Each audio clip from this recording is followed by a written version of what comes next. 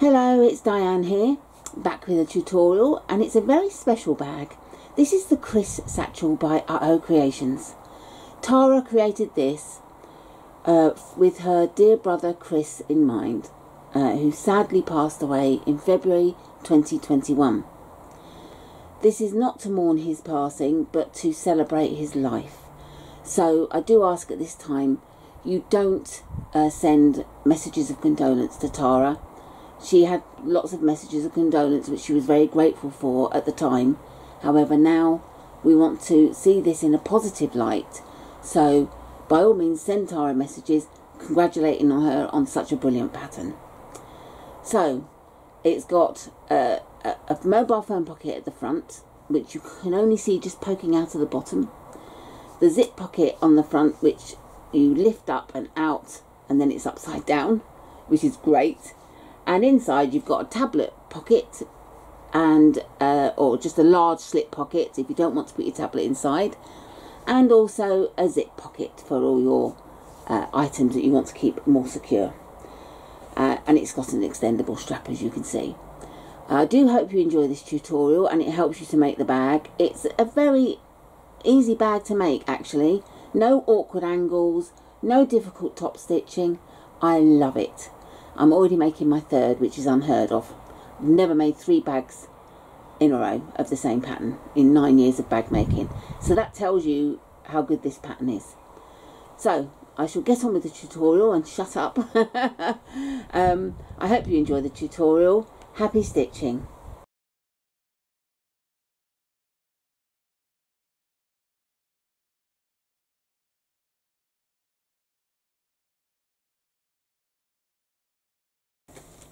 Okay, so just to go over the things that we'll be using, etc.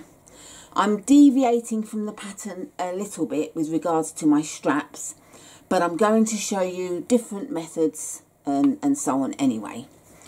But first of all, my exterior fabric I'm using is some lovely black denim that I've got. I've put the sides and I've attached my foam. I'm using Annie's Soft and Stable foam. It's a nice thin one. I found that Pellon Flex foam is a bit too thick for smaller bags like this. It fills them out and you end up with less space than you could do with. So I tend to steer away from Flex foam unless it's for bigger bags. So Tara often recommends Annie's Soft and Stable. So I bought it when she recommended it for one of her bags. And I really liked it. It's a nice thickness. So I've attached the foam. I've just basted it with a long stitch, 6mm stitch. Basted it down the sides. And the reason why I've done a long stitch is that when I trim the seam allowance, the foam out of the seam allowance, the basting stitches will snip and come apart easily. So it'll be very easy to remove the foam. And once I stitched the foam in place, I then marked 3/8 of an inch seam allowance all the way round. And I've actually done this with a permanent pen so that it doesn't, if I do any pressing or anything, it doesn't disappear. And that will come into play when we add our sides later on. I've also done my flap zip pocket, and I've got my front top piece and my zip panels. I've interfaced everything with Pellon Shape Flex SF101. So yeah, everything apart from the zip tabs, all the zip tabs that we're using, you don't interface any of the zip tabs, but otherwise I've interfaced everything else. I've got my main body piece, and I've got my strap piece. Now this is where I'm differing from the pattern a little bit. I'm using my denim on one side, and I've bought this lovely rainbow webbing for the other side. So instead of it being 4 inches wide, I've done a strap that's 2 inches wide and the required length. And I will then be folding these in at the sides and adding the webbing on top. And you'll see as we do that. So it's slightly different from the pattern, which is the 4-inch wide, but it's entirely up to you if you want to do as the pattern does.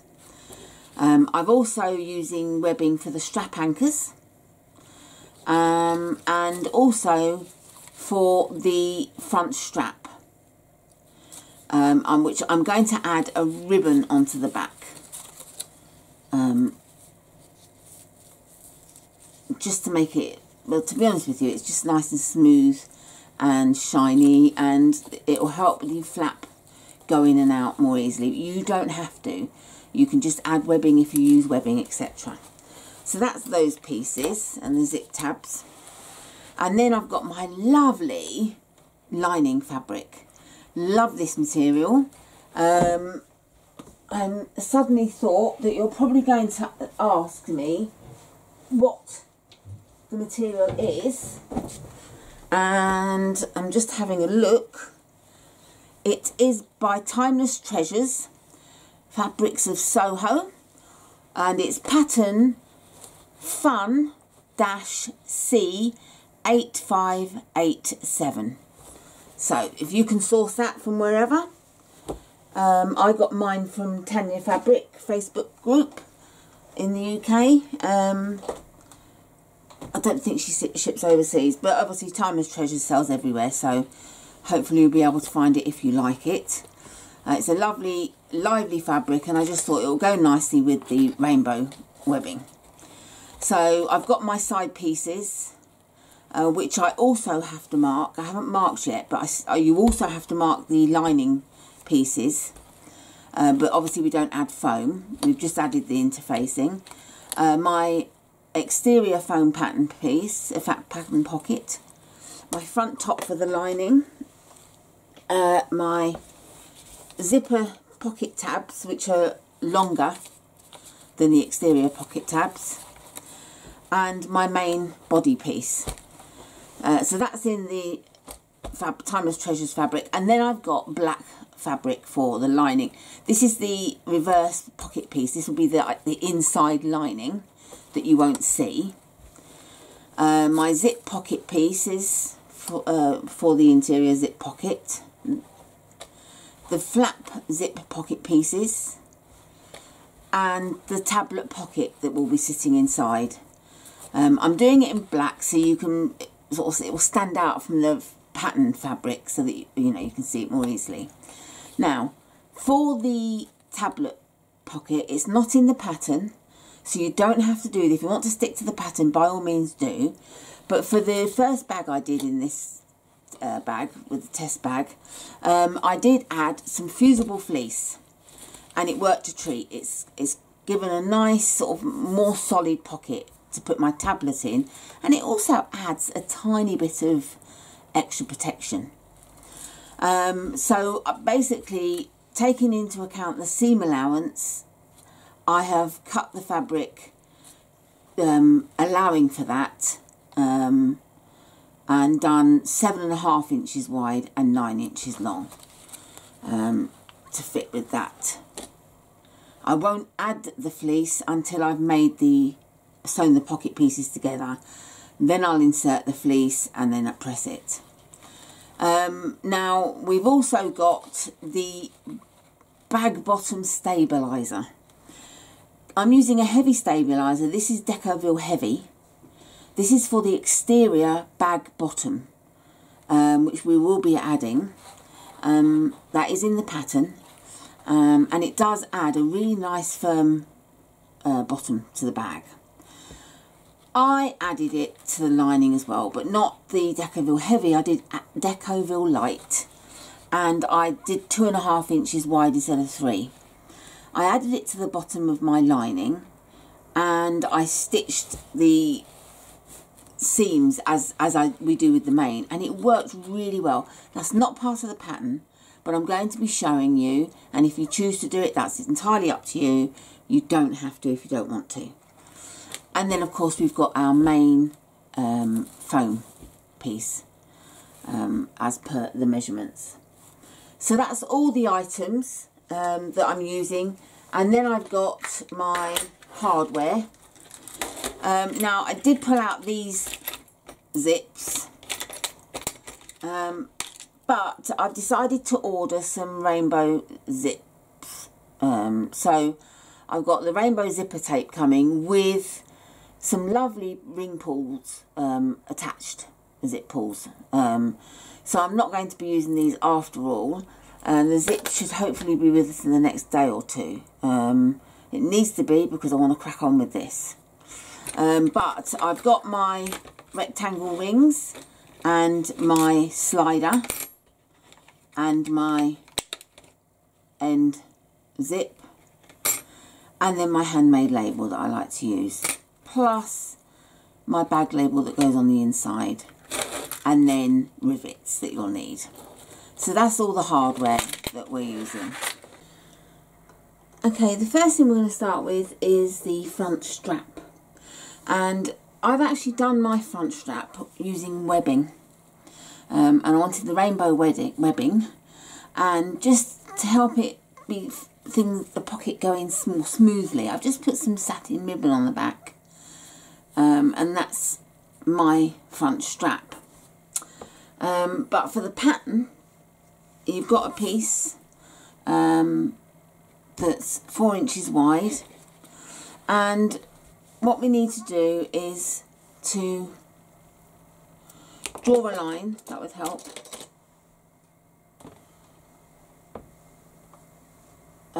Looking for a pen. That's it. Draw a line down the centre.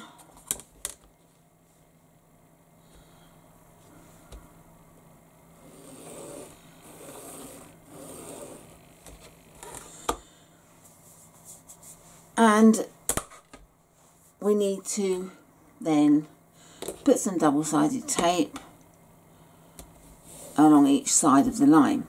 Now, whilst we're doing this, I'm doing a different strap as well. So I just want to show you, before we go any further, to save having to cut more fabric that I'm not using, for the actual strap, which is obviously a lot longer than this, as you'll see in the pattern. I don't want to give the length away. The ends, I'm going to use end straps, or strap ends should I say, for my bag.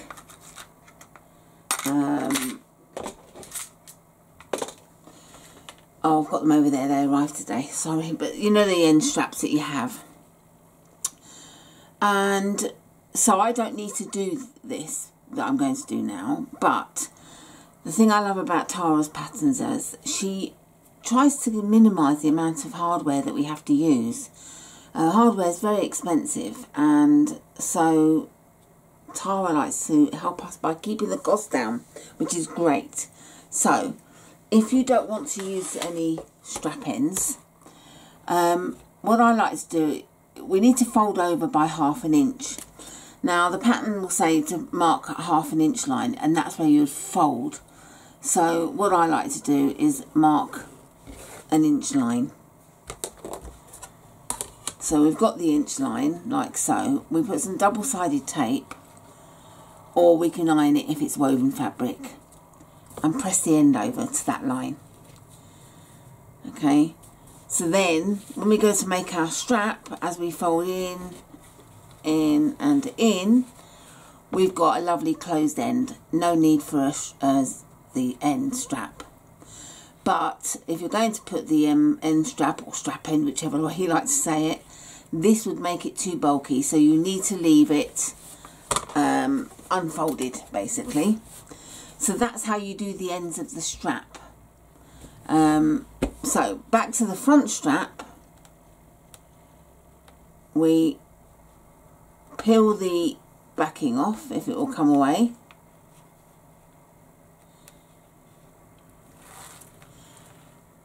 And this is actually how you do the strap as well, if you're doing the pattern strap.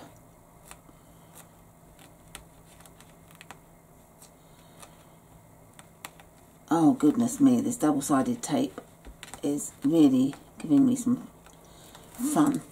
Okay, so finally, then we fold the edges into the centre, like so. Now when we fold this edge in, we don't want to go right to the centre, because we need to have a little gap so that when we fold again, the fabric doesn't butt up against each other. You see, as you fold it in, it folds nicely. If you fold the fabric together, no, I'm trying to find a piece. Well, I'm sure you probably know what I mean. If you fold it in together and the fabric is sat against each other, one side will get pushed out and it wouldn't sit evenly. It will sit skew-if. So you'll have one side poking out. So that's folded in. Another line of double-sided tape.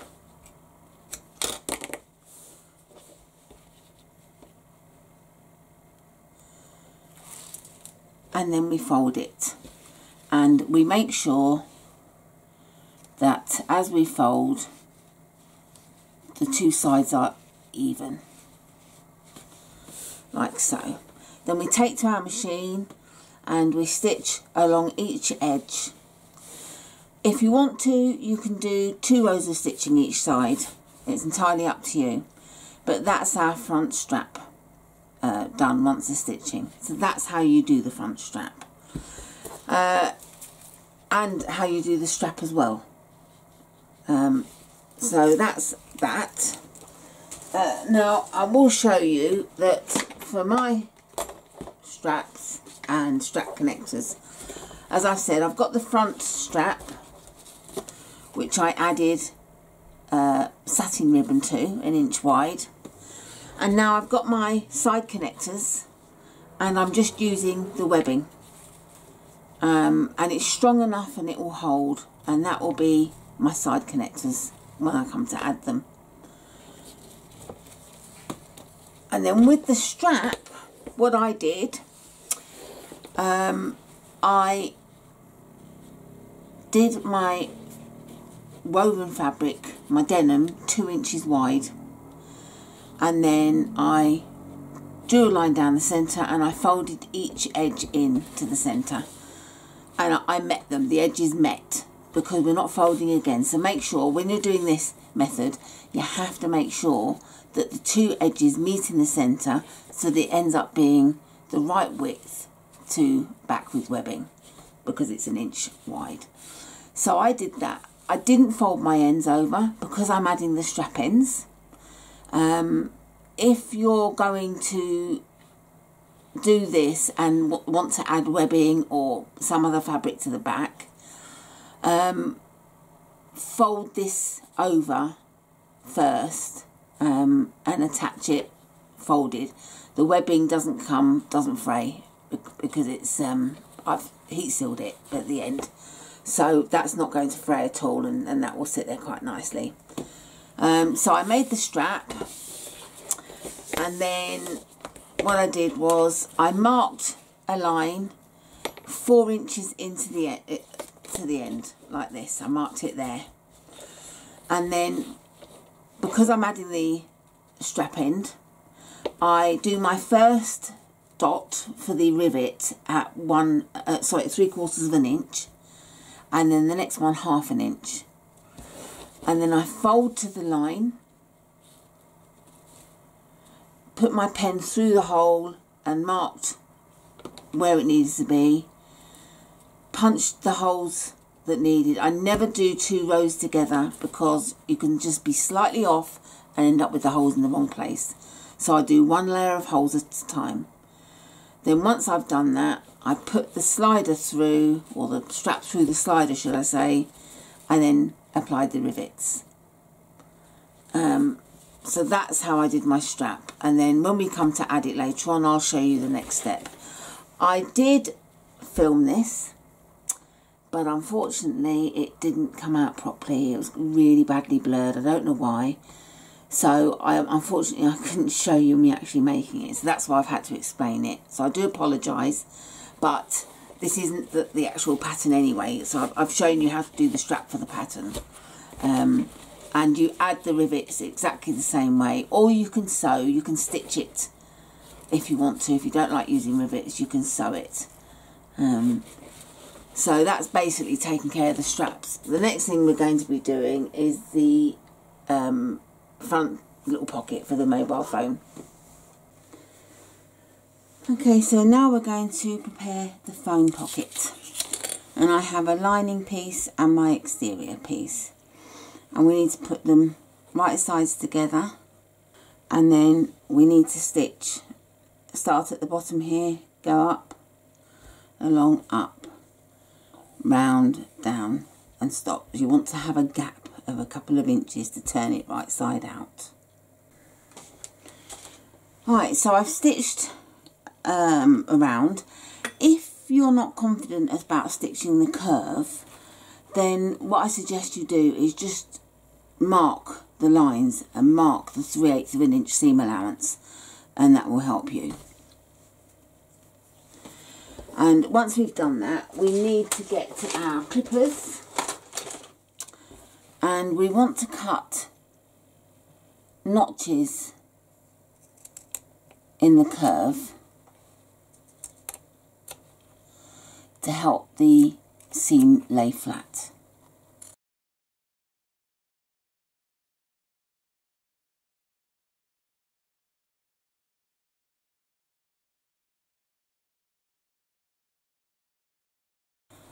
And then we want to trim the corners.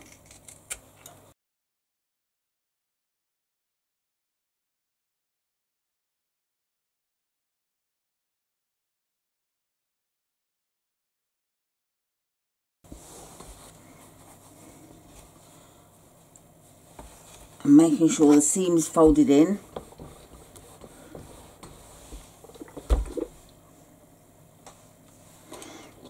I just want to push that out a bit more in that corner. That's better. It didn't look right. Hadn't quite pushed it out.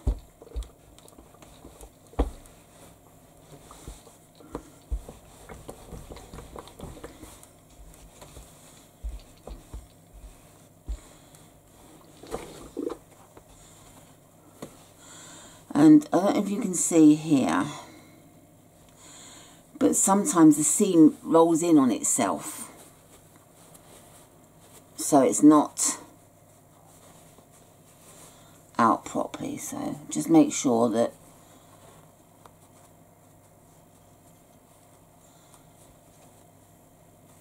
the seam is flat.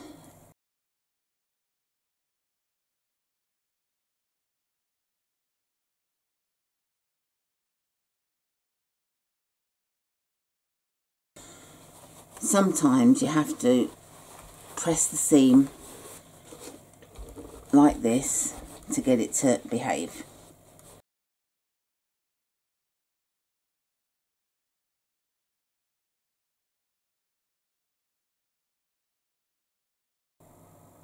So that's ready. All we need to do now is top stitch just along the top part. So there it is, top stitched.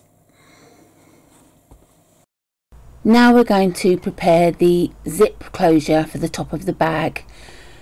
I've actually at the moment cut it to 11.5 inches. It should be 11 inches long, but I just wanted to make sure I had enough for the way I'm going to do this. And what we need to do is the end that's open, just mark 1/2 inch down from the edge of the zip, or the end of the zip should I say.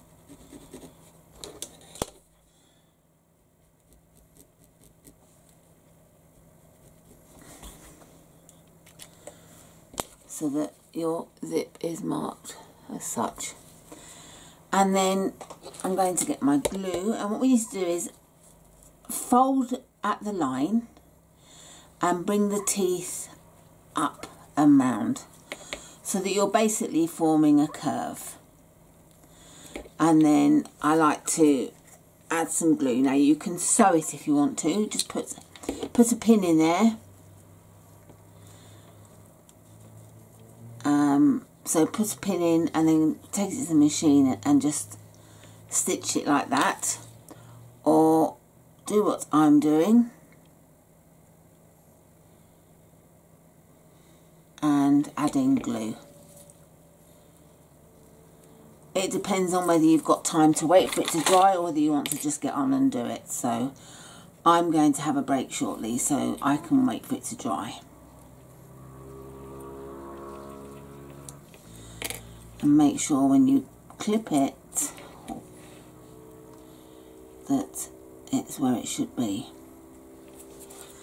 And then again the same on the other side.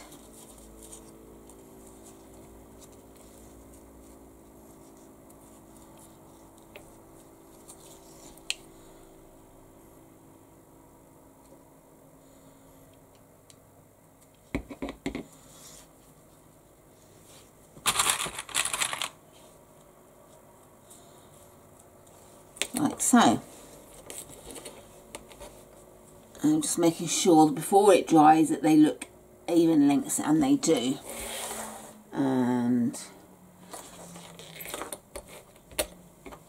I shall leave this to dry and then come back and carry on with the... Okay, so the zip has dried.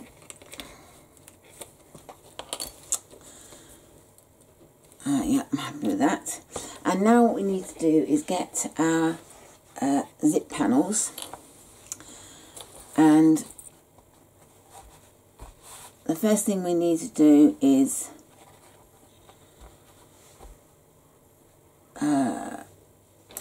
again looking for a pen, is to draw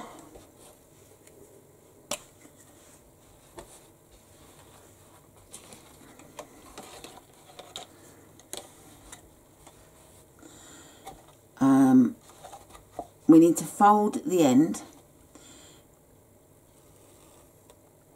by ½ an inch. So as before with the strap, I like to mark a line 1 inch in, and we do both ends.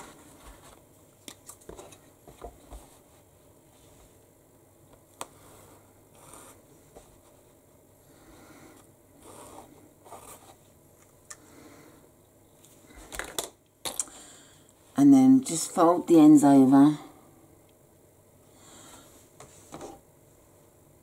wrong sides together, and press.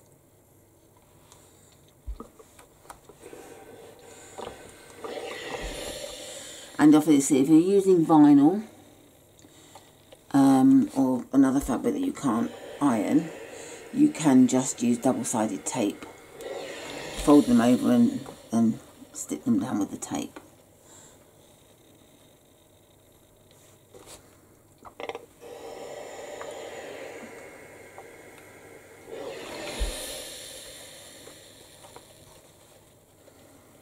I do love working with denim. Denim behaves so nicely. You press it in, it stays put. Okay. And then we need to press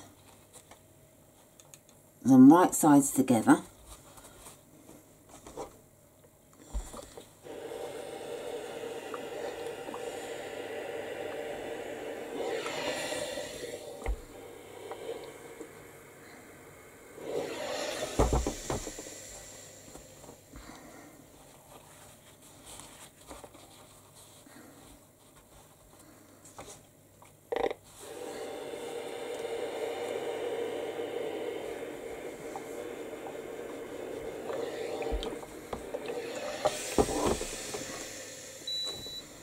Okay, so we get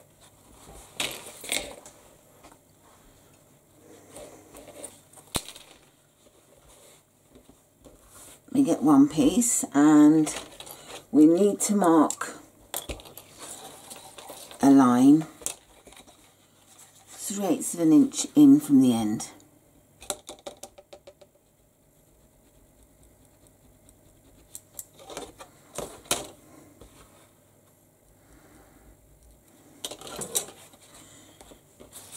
Like that.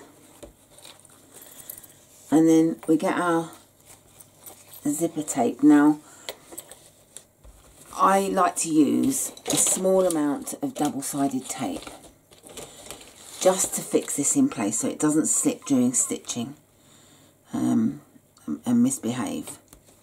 So I use a really narrow double-sided tape here.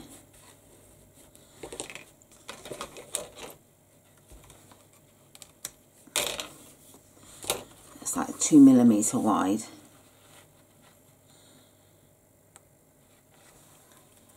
And then we place the zip starting at the line we made, the mark we made, and make sure that we tuck it right into that crease.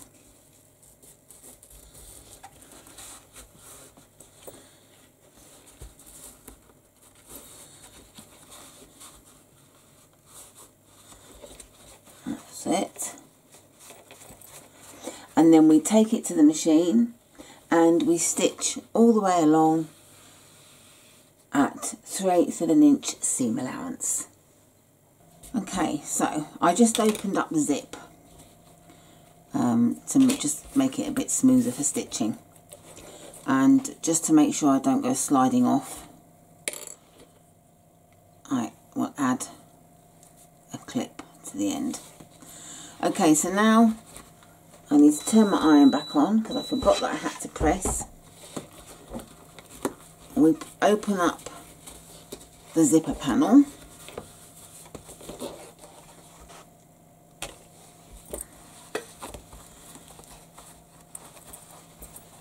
I think I'll press one side at a time to start with.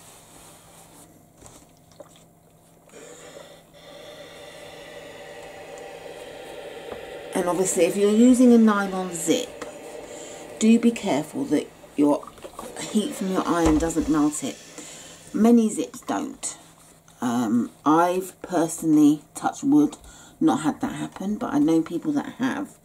It may depend on where your zip's from and the quality of the nylon teeth, I don't know, but do be careful because it can happen.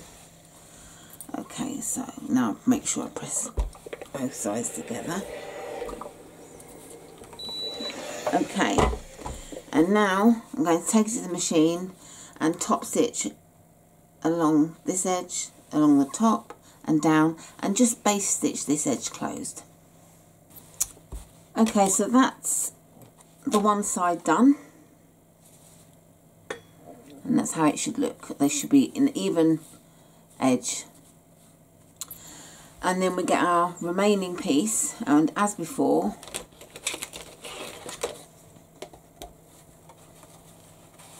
we mark 3/8 of an inch seam allowance.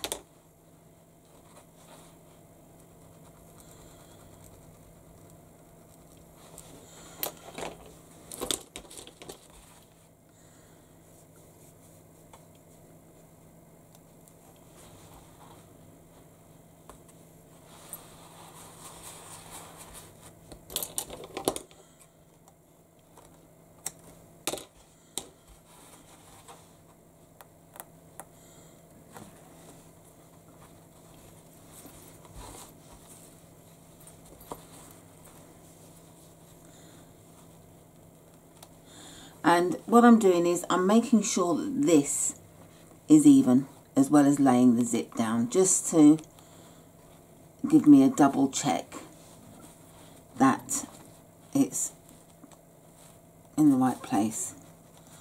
Because what you don't want at the end is to end up with these misaligned. So I just sort of check that everything's going to come together nicely. Then take it to the machine again and stitch 3/8 of an inch seam allowance all the way down. And then once again we press the panels open.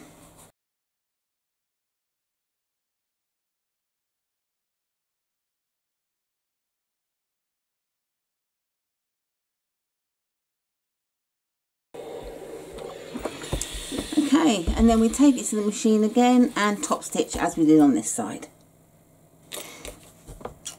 Okay, so there we have our zip panel made, my pretty rainbow zip, and now we need to just pop on the zip end.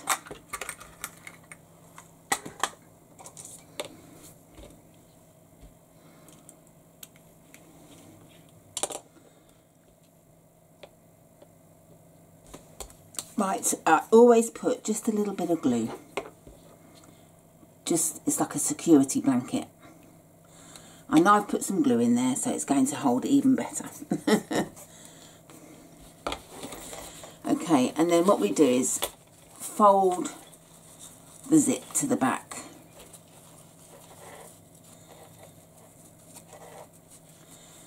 And then we pop this on, making sure that the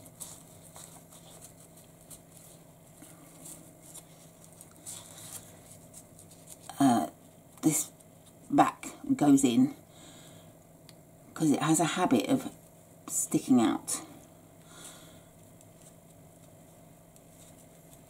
Okay, I am pretty sure that's all the way down, and then we just screw it in.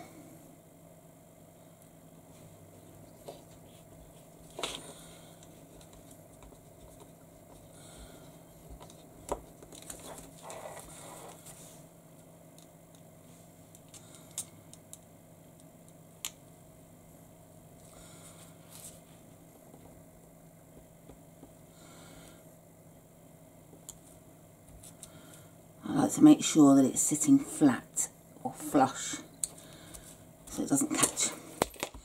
So there we have our zip panel made, and now we pop that aside, and then we get our another zip. And by the way, I'm using number 5 on all 3 zips. You can use a number 5 on the top zip panel and a number 3 on the 2 zip pockets, which I did on my first one, and it was fine. But we've had discussions in the group, and it's been agreed that number 5 would probably be best for all of them. But like I say, it's entirely up to you what you do. And we need to find the zip tabs. So I've buried them somewhere. Ah, there they are. And that's the 2 short zip tabs of the exterior. And I'm just going to... I've not prepared myself very well here, and I should have done, so I do apologise. But I'm trying to find the staple remover, which I can't, so I'll just use a screwdriver instead.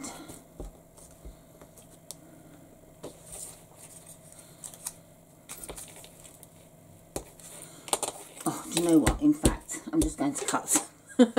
We need to cut the tabs off anyway. The posts at the end, so that can go in the bin. Okay, so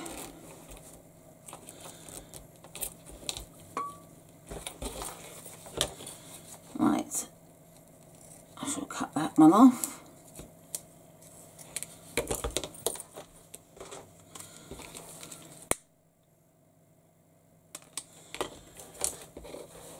And we need to again turn my iron on. I just don't know why I don't leave it on. The zip tab is the same size, so just make sure if it's a directional fabric, that you've got it going in the right direction to how you want it.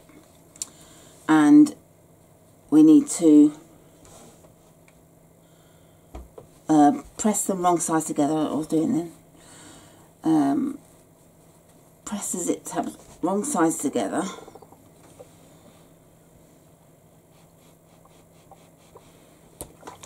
then open up and press the raw edges into the centre, into the where the crease is, the fold.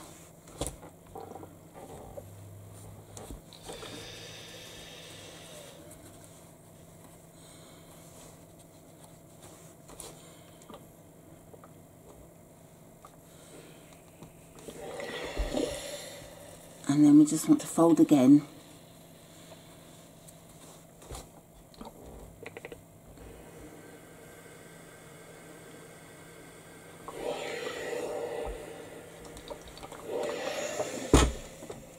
So that's the first zip tab made, and we pop it on and we just top stitch along that edge. Okay, so that's the end stitched, and now I just want to make sure that the zip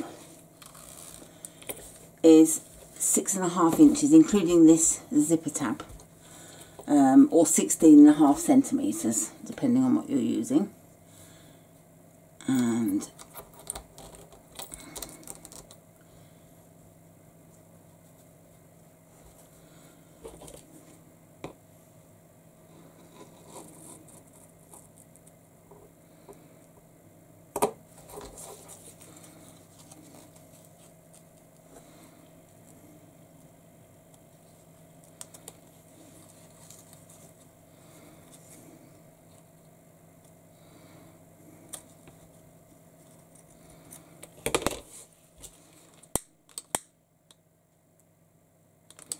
then we do the same with this end.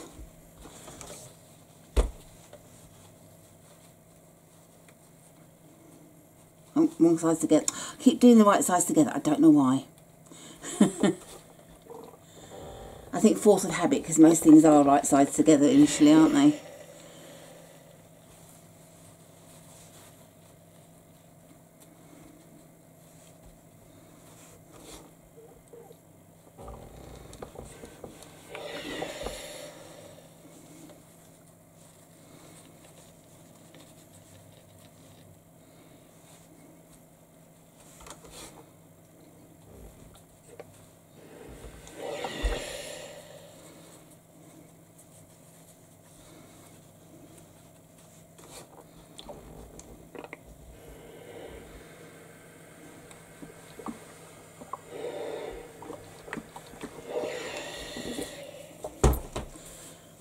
Okay, and then this time I'm going to put a bit of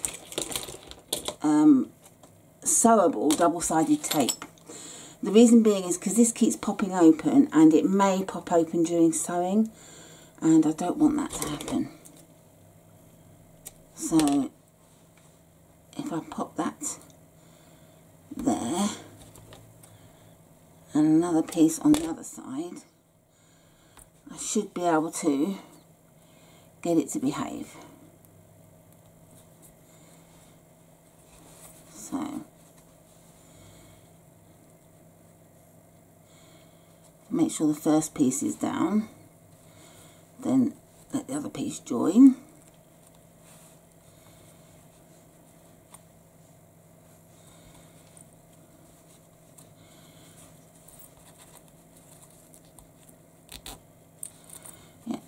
And then take it to the machine and top stitch.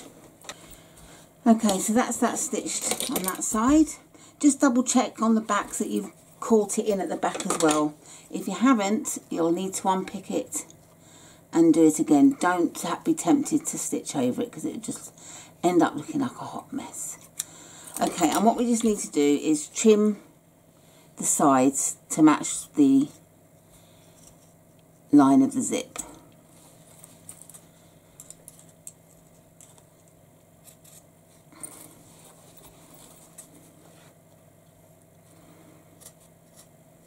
I did back stitch within that, knowing that I was going to do that, so do make sure that your stitching isn't going to come undone.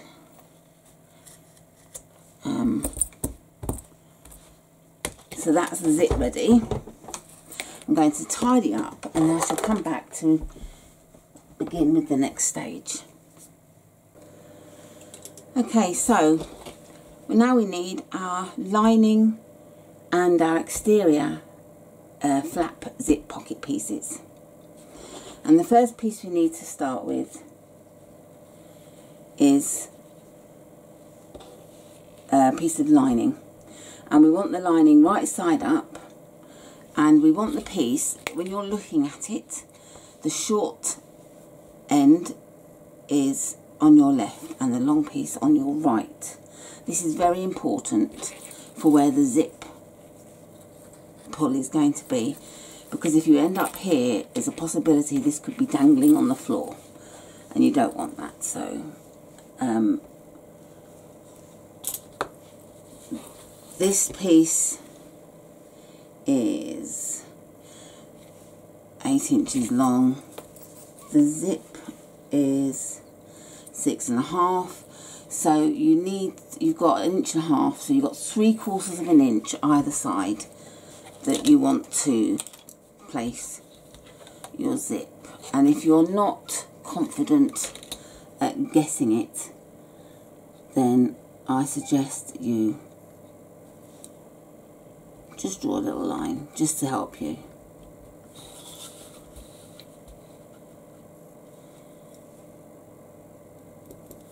It's just a guide. And then I like to place my double-sided tape. And I do say every video, which probably bores those of you who have watched others, about my double-sided tape. I use two types. I use this type, which is a German brand. It's beautiful. It's Style Fix tape by Farbenmix.de, a German website.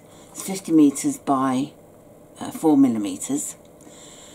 It's lovely. It lasts quite a while. I think currently it's around €5 on their website. I don't know, they do ship abroad, but I don't exactly know where. But I buy mine from Anne on Bag Kits and Glitzy Bits Facebook group. And she sells it for around £7, £7.50, which is great, because obviously she pays shipping on top of the £5 and import fees, etc. So she doesn't pile the money on, so she charges a really good amount. So I buy it from Anne rather than from Germany. I'm very happy with that. So that's that. That is sewable, and it's great. It does not gum up the needles. The other ones that I buy from Anne are these tapes that she sells. I mean, crikey, very cheap. I can't remember how much, but like literally pennies. So I buy this one, which is I think 6 mils, and this one, which is 2 mils.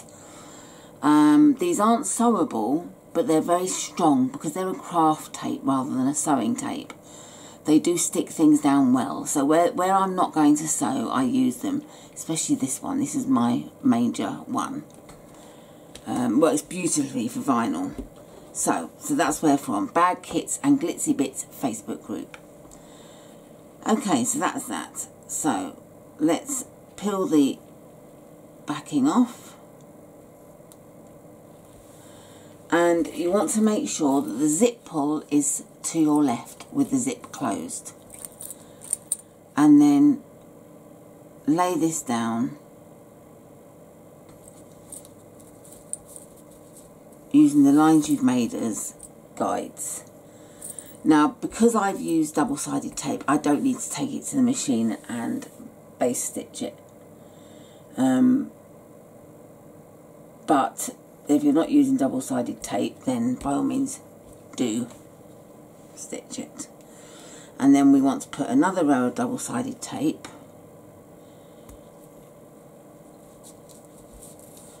And this time I'm doing it all the way along.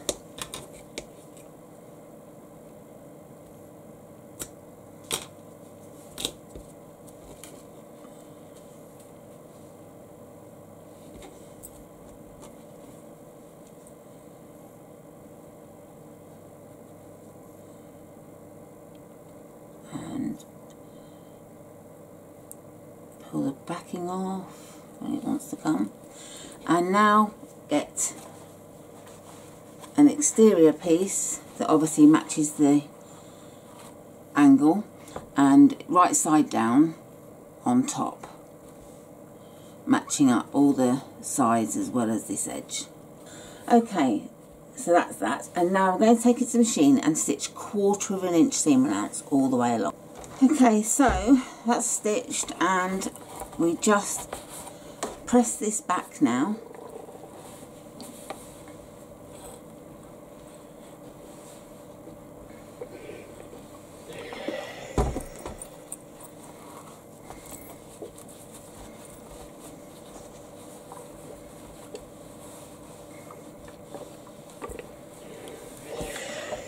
And then we repeat with this side.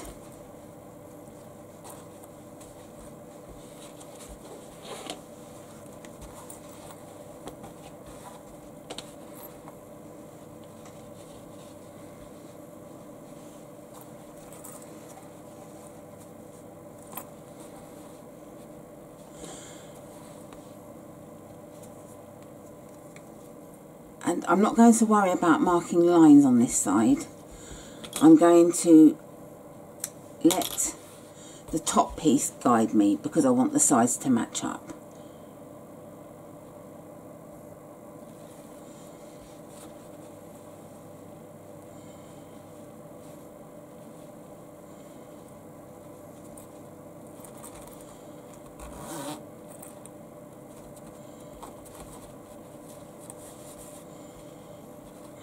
Just a little bit off.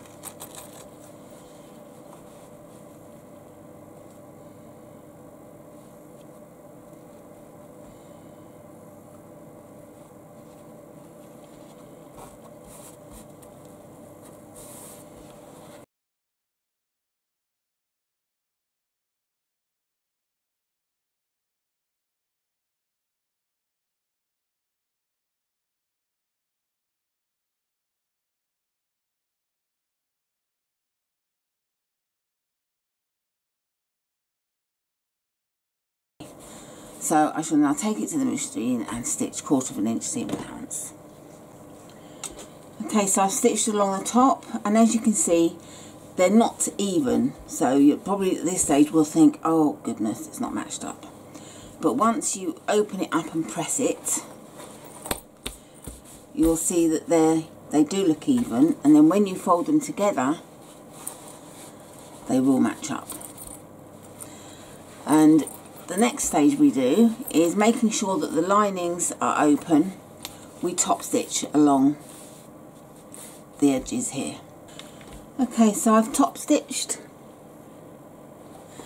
and now we want to put the zip in the middle, the zip pull in the centre, and we want to put the exterior pieces together and the lining piece together.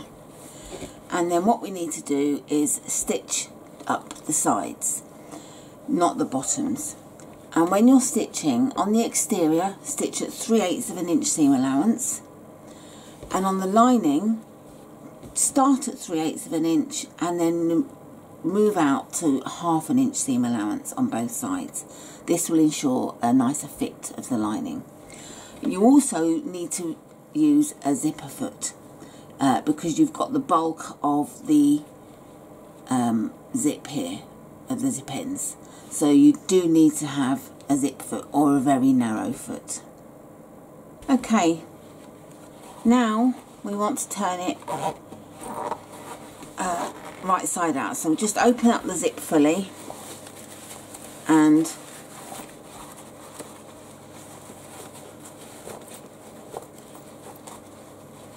we want to push the ends out.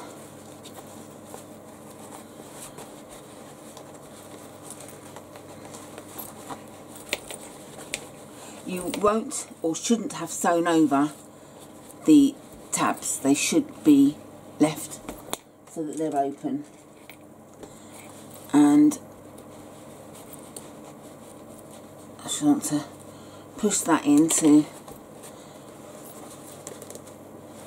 push that down, and then make sure that the lining is going to sit flat inside so that the lining edges come to the end here.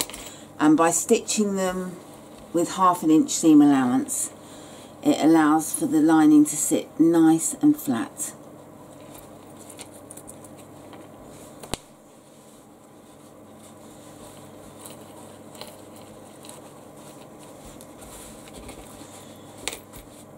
And then I'm going to give it a press, and then what we need to do to finish this pocket off for now is to just base stitch along the bottom, making sure that the lining gets stitched in at all as well. I beg your pardon. So I just wanted to give it a bit of a press.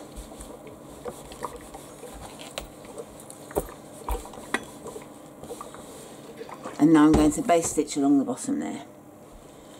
So there I've stitched, just base stitched along the bottom there. So that's the pocket ready for the next stage.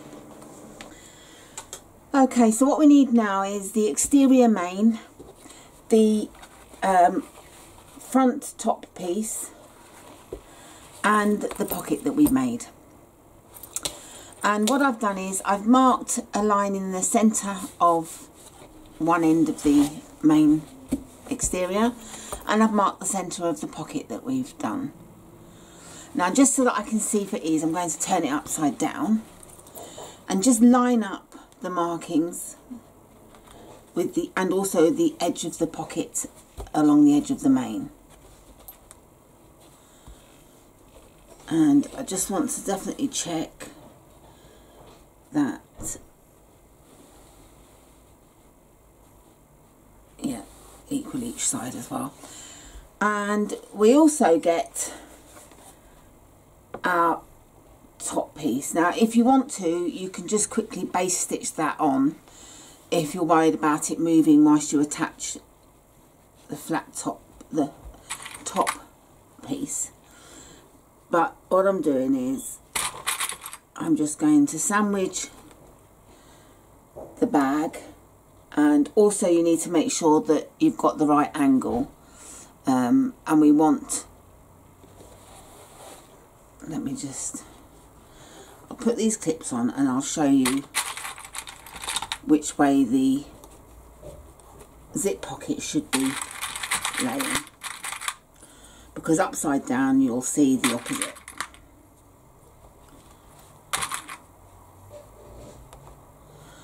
Okay, so as you can see, you want the longer edge on your right hand side and the shorter edge with the zip pull on your left hand side. And now I'm going to stitch across here at 3/8 of an inch seam allowance.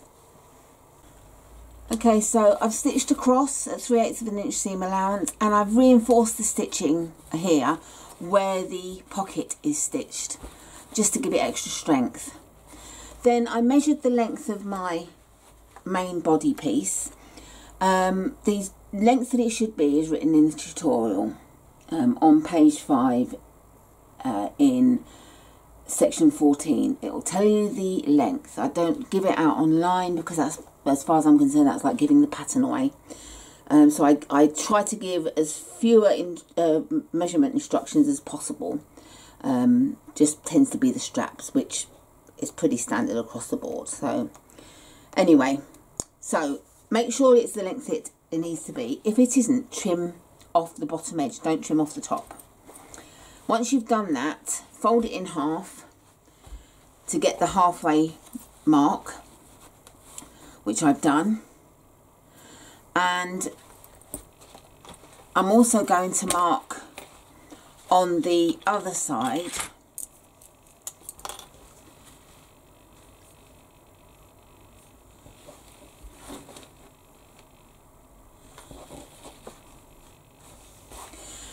and get the heavy stabilizer, the Decovil Heavy, and I'm getting that, And I'm just going to mark the halfway on the short edge.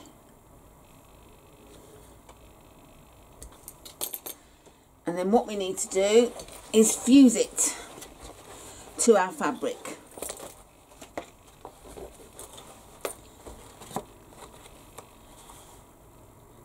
Lining up the lines, keeping an equal distance for the sides.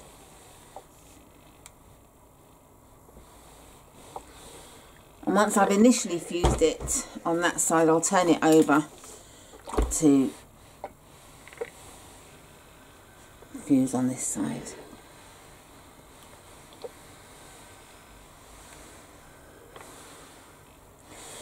And it's not in the pattern, but this is exactly what I will be doing with the lining as well. Just, it's nice to add some Decoville light to the lining, which I'll show you nearer the time, but just if you bear that in mind. So that's that attached. And now what we need to do is draw some lines. And we want to draw some lines 1.5 inches above the lines that we've made at the sides.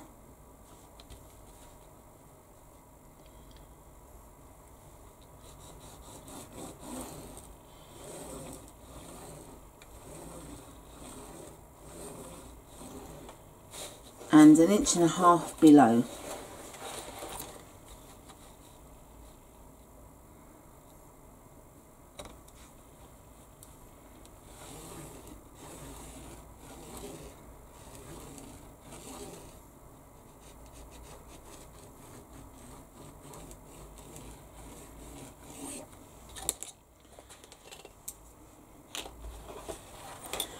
And now we get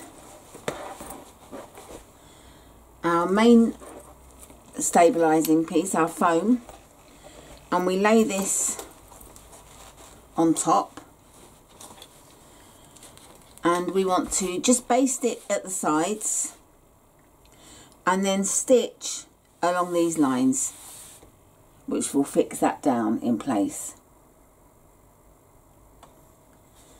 And then at the same time we'll top stitch along here, and this will all give anchor the foam in place as well. So we want to base stitch the sides, stitch on these 2 lines and top stitch here. Okay, so I've basted, I've stitched the bottom, and I've top stitched, oh, wrong way, along the top here. And now, and I've obviously attached the foam, we lift the pocket out of the way and we're going to attach the foam pocket. Now, whether you made the larger size or this size, it's still going to be the same distance that we measure down. And that is measuring down 1.75 inches from this top line.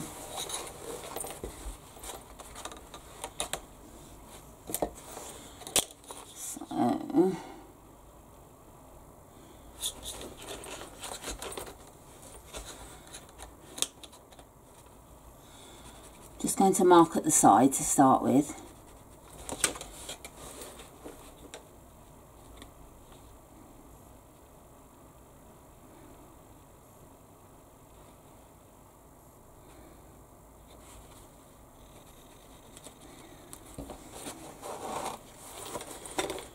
And then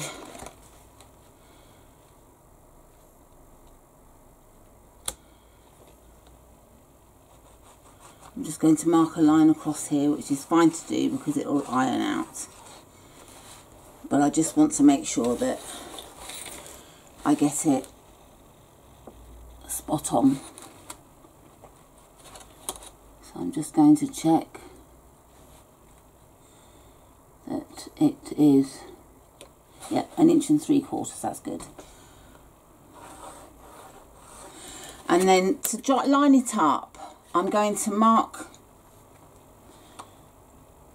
a line in the centre,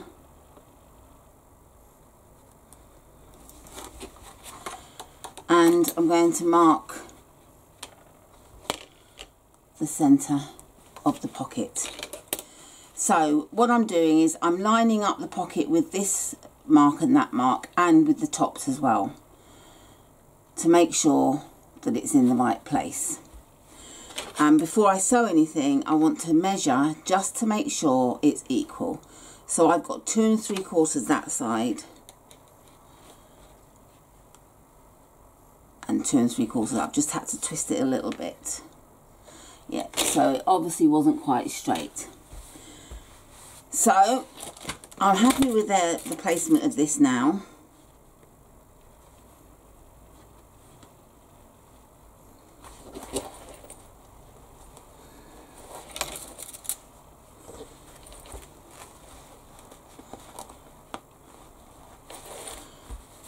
And again, I'm going to double check, because it can shift when you're adding pins. So, which it did. So that should be okay now. There's the old saying of measure twice, cut once. Well, I do measure many times and sew once. So that's 2 3/4. 2 3/4, so that's nice and straight. Now I'm going to stitch it down, across and up, and I'm just going to reinforce the stitching above. You can, if you want to, add rivets at these points if you want to reinforce it. And I'm going to do a double row of stitching along the bottom. Okay, so that's the pocket done. If you want to add rivets here, you can, but bear in mind you'll lose some room for putting your phone in, so I would only do it if you have a small enough phone. My phone fits perfectly in there, so I don't want to push it and put rivets in. So it's entirely up to you, but do check first. So that's the pocket added. Now we're going to add our front strap that goes across here, and we need to measure 6 inches from the top.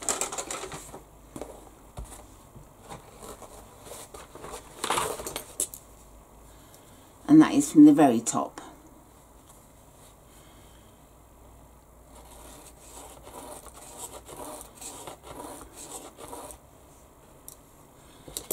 Just drawing a line across there.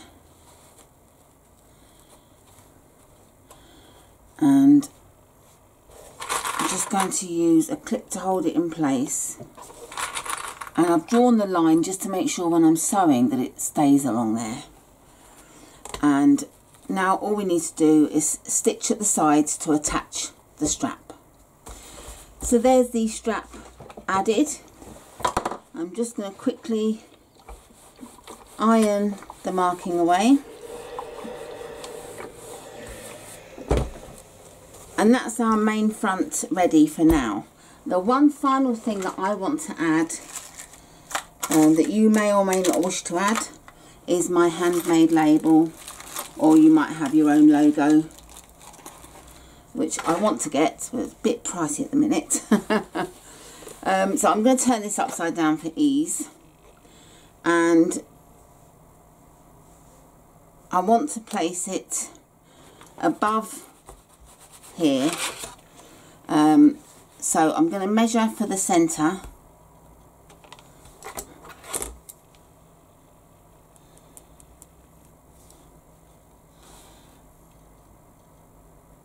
And I'm going to measure a line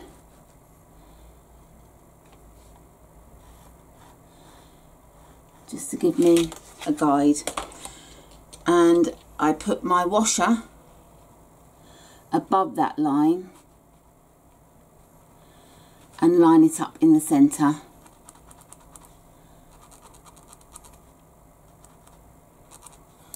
With the marking. And the reason I'm going above this line is because we've got the ridge of the seam, and I don't want to go through that because it'll be too thick. So that's why I measured above it. And then I pierced the hole with my craft knife. I do keep my fingers out of the way, so please don't worry. I get people messaging me and saying, oh, I can't believe you had your fingers there, but I don't. I can be daft, but not stupid. Right, so because that's denim and it could fray like crazy, I'm putting some June Taylor Fray Check on the holes, and that will stop it fraying with use. Just ironing the marks, and then I put the label through the holes I've made, and it goes through to the foam. Now you can either have it so it's there and fold the teeth down, or let the prongs go through. I like to have the prongs go through because it acts as an extra thing to hold the foam up, and also a good anchor for this so it doesn't slip and slide. It's not, if you look there, it's not at all loose, which it can be through just one layer of thin material. So that's my handmade label added. I will add in a moment just a bit of foam on the back there, just to stop that being felt through the bag. And then I'm going to come back and we're going to be doing the side pieces. Okay, now onto the side pieces. If you haven't already, now's the time to add the foam to the side pieces. And also measure and mark 3/8 of an inch seam allowance along the bottom and at the sides and at the top, so that you will have something like this. Now I'm using the webbing for my straps, so it's up to you what you're doing. If you're making it from your material, as you know, the strap's 2 inches wide. I won't say the length that it's in the pattern, but you'll need to fold it in like so, and that's how you'll be adding the strap. So use double-sided tape, draw a line down the centre, fold in, and that will be your strap. We need to make a mark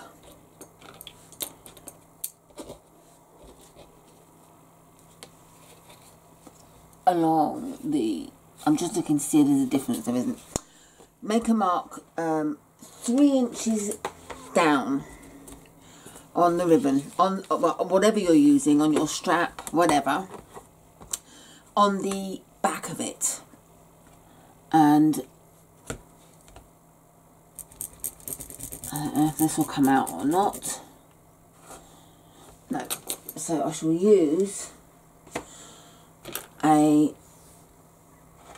permanent marker, as this doesn't matter, it's not going to be seen. So I'm marking 3 inches on the back,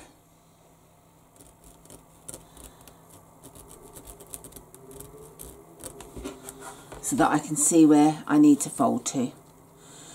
You're basically folding at 1.5 inch down the ribbon. So if you mark at 3 inches, that will give it to you.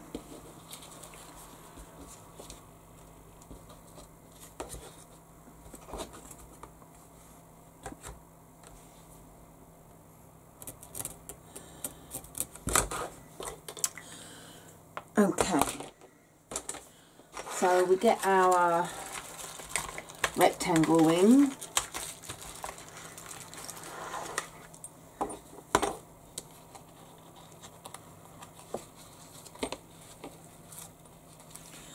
And what I like to do is just add a bit of double-sided tape just to help hold that where it needs to be.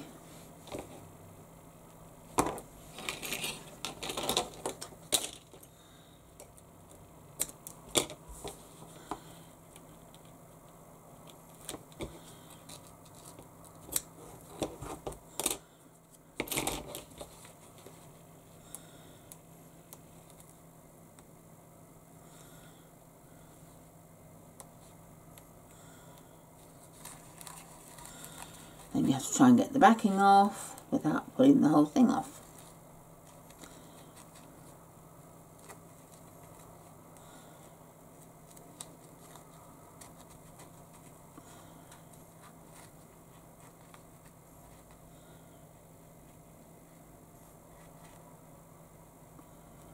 This is something I am not good at.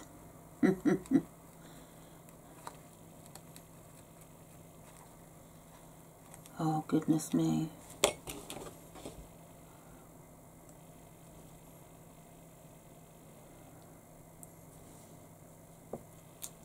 Finally.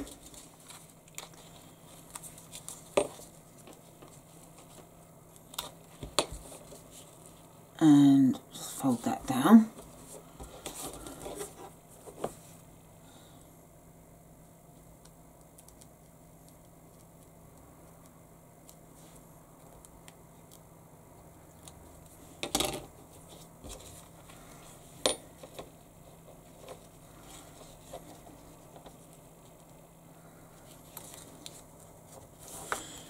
And what I've done is I've marked on my side pieces, excuse me, I was yawning, well, I need to place the line. So basically I've got the centre mark, and then I've marked 1/2 inch either side, so it's 1 inch wide, and I've done it in 3 places up there so that I can lay the strap down where it's meant to go, and in a straight line, hopefully.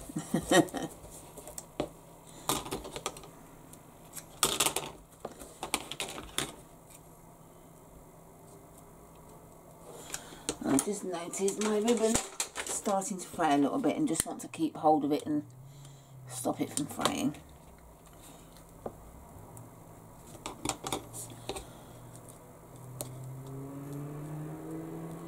And gosh, there's some noisy cars out there tonight.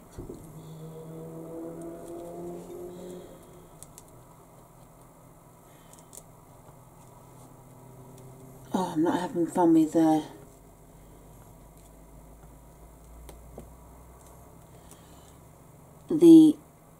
double-sided tape this evening. It is not wanting to be nice to me, finally. Okay, I'm sorry about that. Bit like watching paint dry, I should imagine. So we lay the ribbon down, and using the lines that I've put down as a guide, and again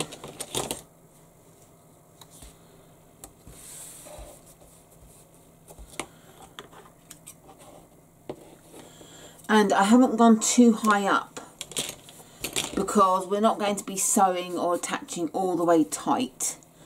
I don't want to have any tape sticking out and causing an issue.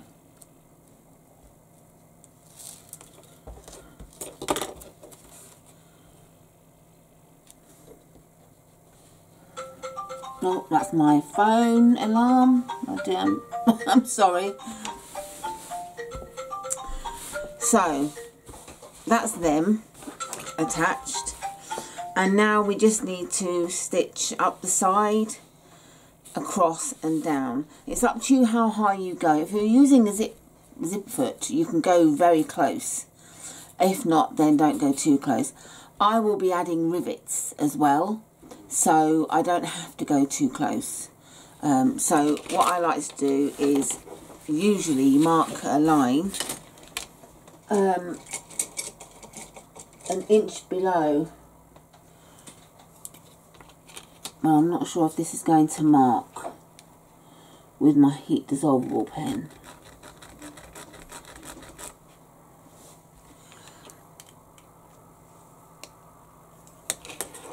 No. Okay.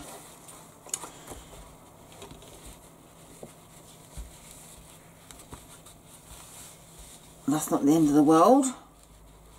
What I can do is mark either side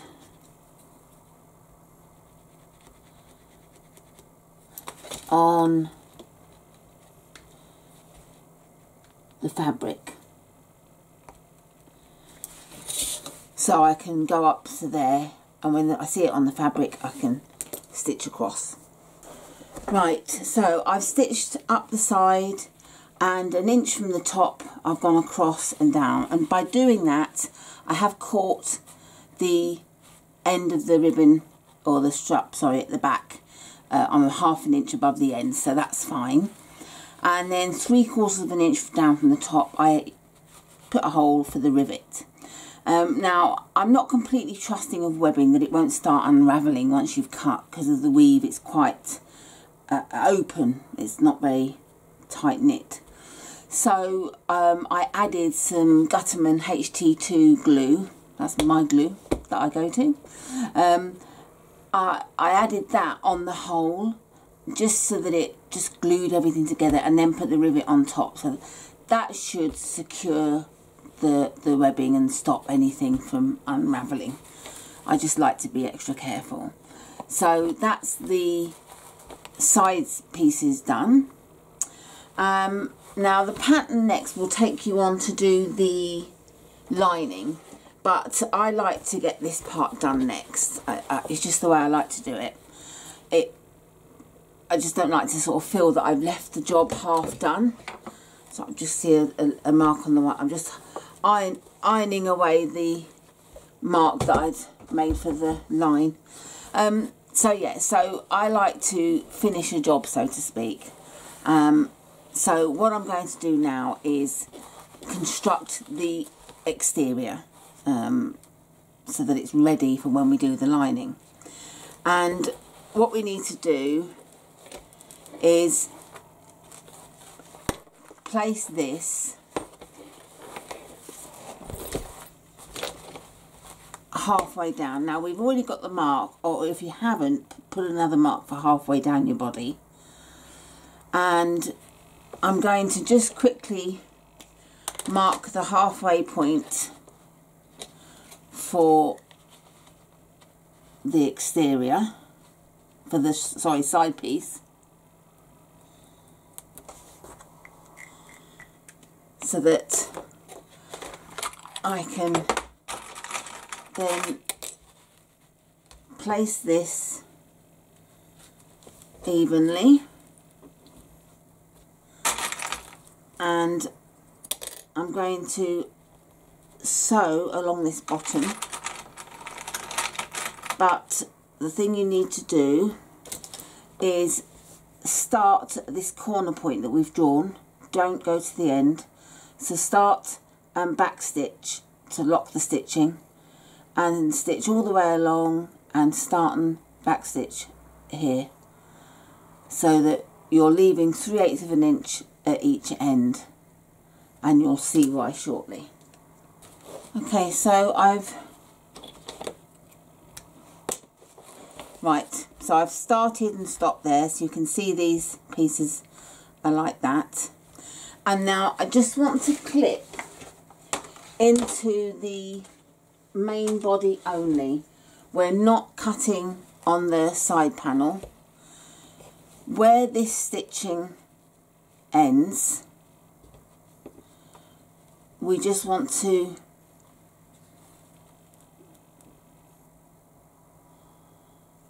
snip.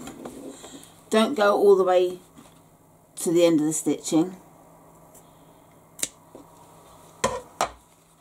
so that you've got that. And this will allow you to bend the body and basically do that. So, and then you should find that your sides will match up at the top. So I'm going to stitch along the stitching that we've shown, starting and stopping on this point. Okay, so as you can see, I've stitched down the side and started and stopped there, and it's got a nice angle to it. There's no puckering or anything, and it looks nice on the inside. And now we have to do the same on this side, and trust me when I say it's not difficult because you've sewn that side, and it's not going to be difficult stitching the other side too. This is a really easy bag to make. I absolutely love it. So I'm going to take this to the machine and stitch down this side now. Right, so that's that side finished, and it should be looking like that. And I will say that although we marked the line at the top here, stitch to the very top, don't stop at that line. So when it comes to the top, stitch to the top. So I'm going to do exactly the same on the other side now, and then I'm going to trim all this foam out of the seam allowance, and I'll just show you how easy it is. Because we've basted with a long stitch, I start with slipping that in the side, make sure I don't cut the stitching for the seam, and then once I've started cutting the foam, I just snip the stitches and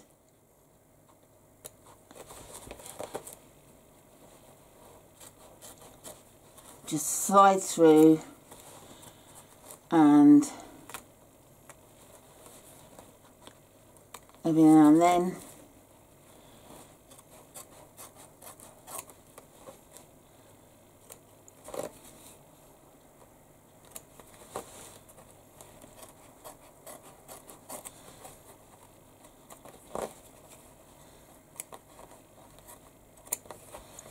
and this is how easy it is to remove the foam from the seam, so that when you turn the bag the right side out, you're not going to have lots of bulk that stops the seams sitting nicely. So as I said, I'm going to do this, add this side, remove all the foam, and I'll come back and show you when it's done. Okay, so I have stitched, right, I'm just in a loose thread. I have stitched all the way around, and I've trimmed the seam allowance. I turn the bag right side out just to check. You just need to check that you're happy with the corners and everything. Everything looks good, and then once you know that, you need to turn it wrong side out again, ready for when we need to add it to the lining that we're going to prepare next. So just turn it wrong side out, and I just wanted to show you, there is a reason for showing you this, me turning it wrong side out, but I've trimmed all the foam out of the seam allowance, which will help it sit nicely. So we put that aside, and we start with the zip pocket for the lining next. Okay, so we get our zip, and we need to firstly cut it down to 7.5 inches or 19 centimeters.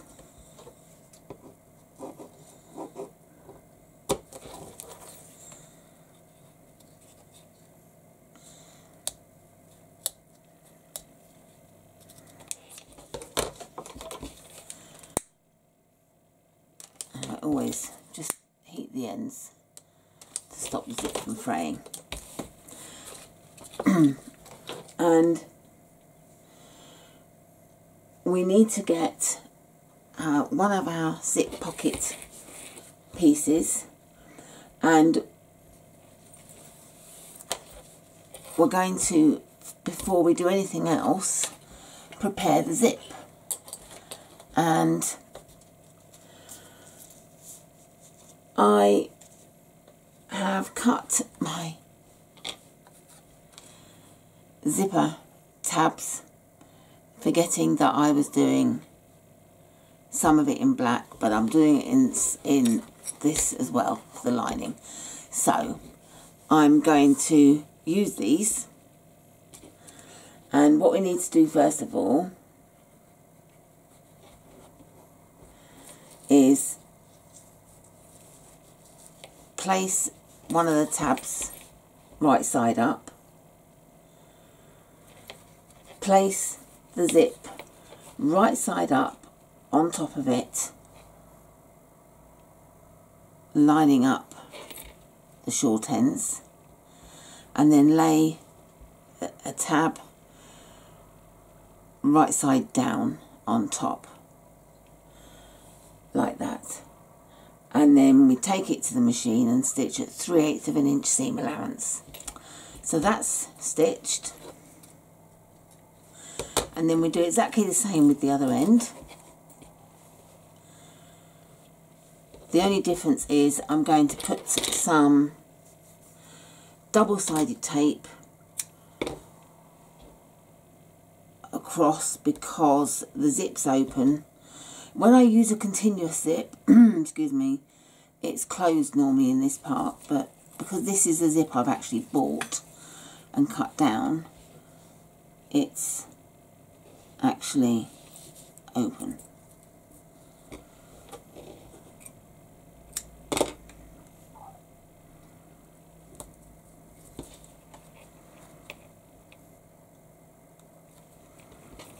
So that's all you need to do if your zip's open as well. And then right side down, and again stitch across at 3/8 of an inch seam allowance. Okay, so that's the zip partly prepared. All we do now is open up the tabs, pull them back and press.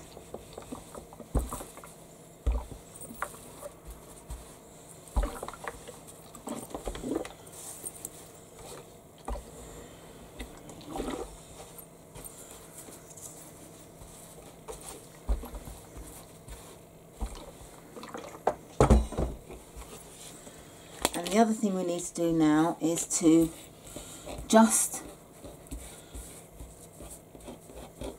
trim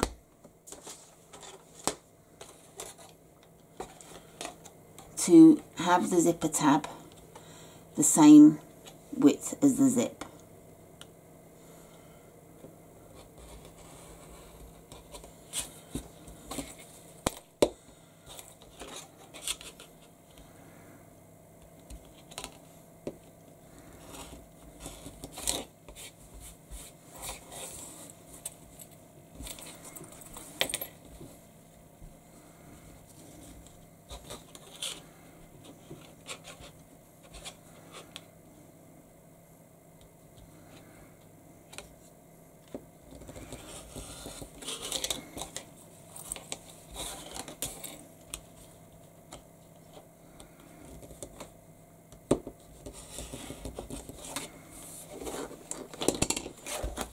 And again, this is a number 5 zip, but you can use a number 3.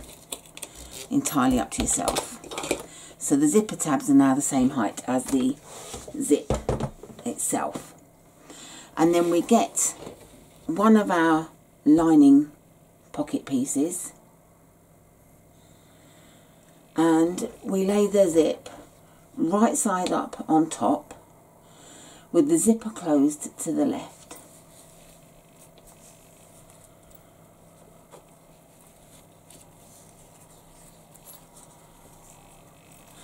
And we need to lay it along the bottom edge. So I just get my double-sided tape.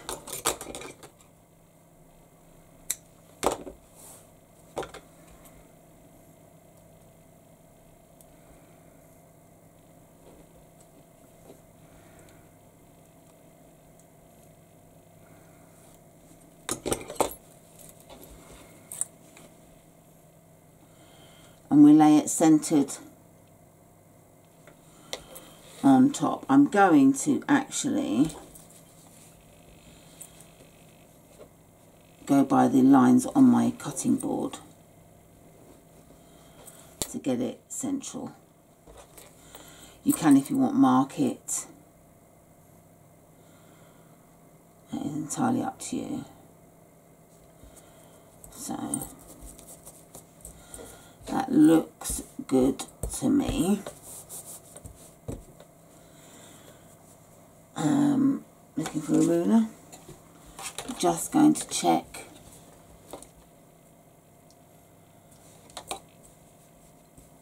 yeah, that's good, they're the same.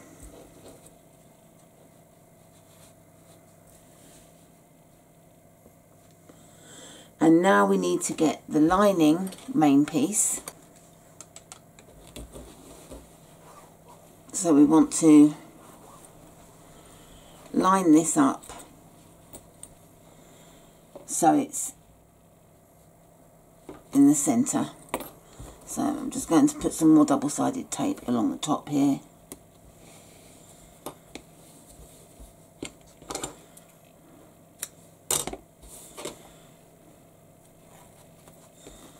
So I'll put that more along the edge.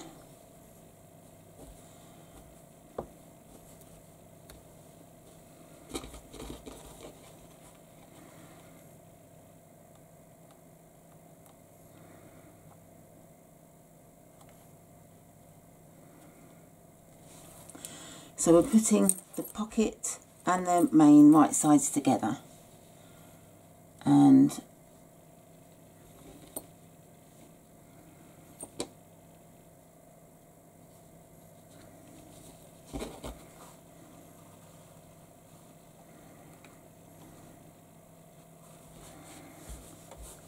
I want to just check that they are equal on each side. They need to be in the middle. You can, if you want, 3/4. You can, if you want, mark. Yeah, they're equal. You can, if you want, mark the centre of each piece and then lay it down. And then we stitch along at 1/4 inch seam allowance. So that's stitched, and then what we need to do is stitch the lining away from the zip, and then stitch the main panel, iron the main panel down. And then we take it to the machine and we just top stitch all the way along. So that's top stitched, and now we get the remaining zip pocket piece and we need to lay it on top, only because I want to make sure that I'm matching up the linings together. I'm actually going to do it this way round. So put some double-sided tape along the top of the zip.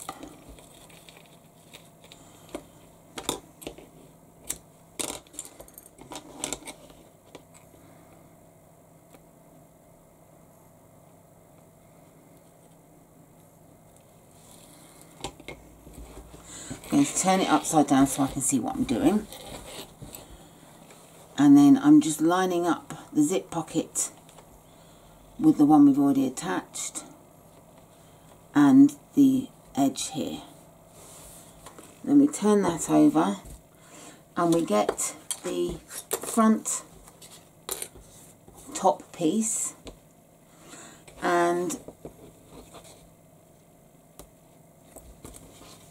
forgive me again for turning it upside down.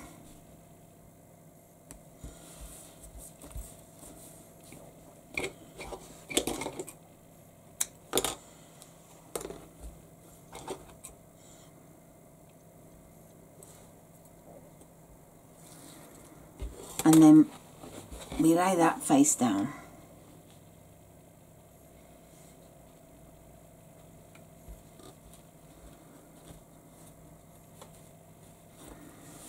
Take it to the machine and stitch it across the top at 1/4 inch seam allowance.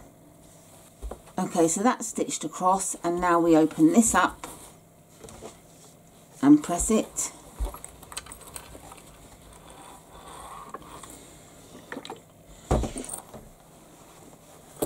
And we fold this back and press.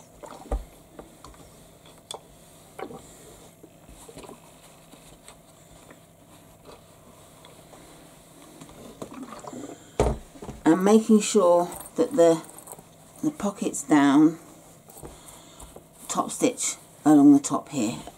So now you've got it like that. And what you need to do now is we want to even up the pocket length.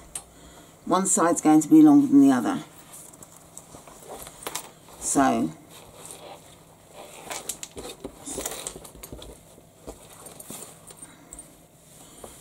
we get our ruler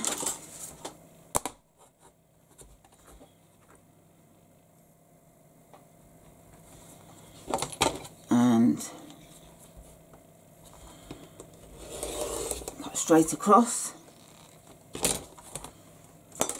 And now we just need to take to the machine and stitch down both sides. Don't stitch the bottom, just stitch the sides at 1/4 inch. So that's the pocket stitched.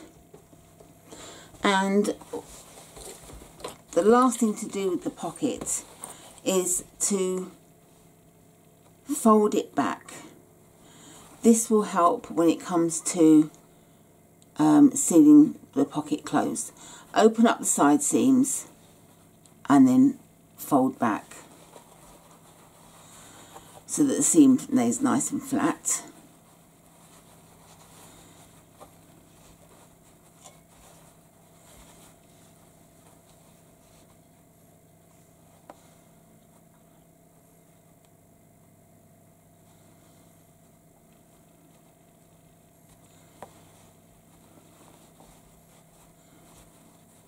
And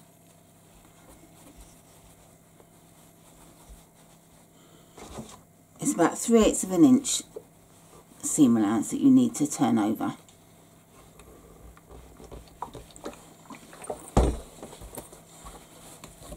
And so long as the pockets are level, you'll be fine. So that's them ironed, ready. The final thing to do with this section is, if you're going to add your own label, now's a good time to do it.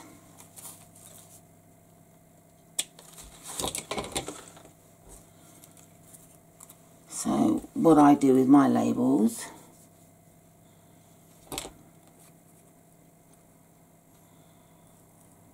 is put double-sided tape on each end on the back.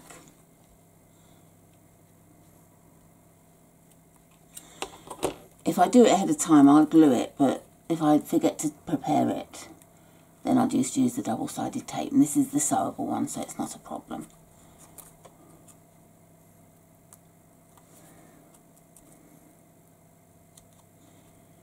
So they're folded over and stuck down, and then I put another piece on the back.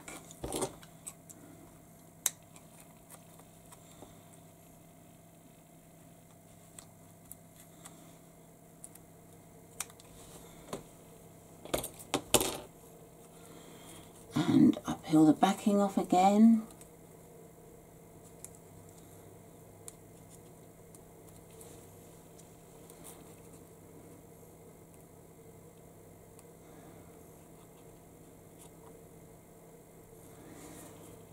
Fold it in half, right sides together.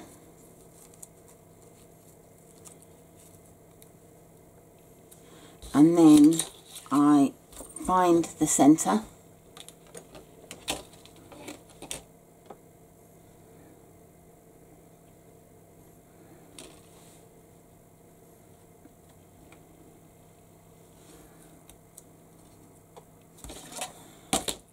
And lay it down, and I just take it to the machine and stitch down each side. So that's the label added. And now, as we did with the main panel, we've got to check the length to make sure the length is what it should be according to the pattern. Please do check. And I can't, as I said before, I can't tell you the length that it should be, because I'd be giving away the pattern basically. But I can tell you mine is quite a bit longer than it should be, so I clearly cut the panel too long. So if you're going to trim anything off, you need to trim it off the bottom, not the not the top. So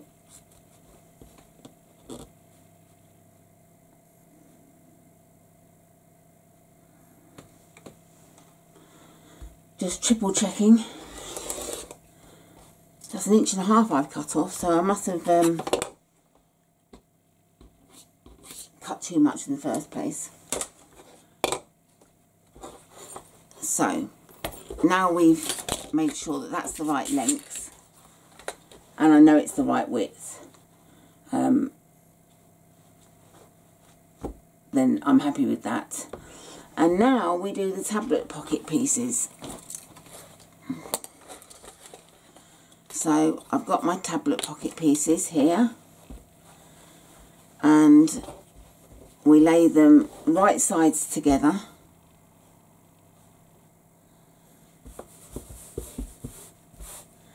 And we take it to the machine and stitch along the top and the bottom at 3/8 of an inch seam allowance. Okay, I went to edit the tutorial, and for some reason the next section regarding the tablet pocket wasn't there.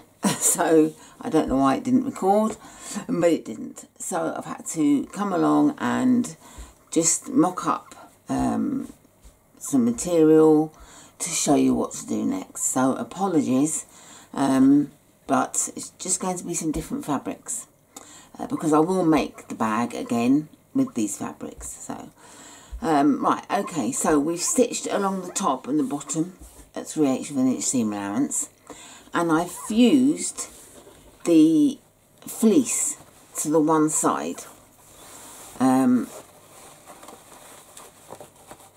making sure that it was within the seam allowance, because I don't want the fleece to be in the seam.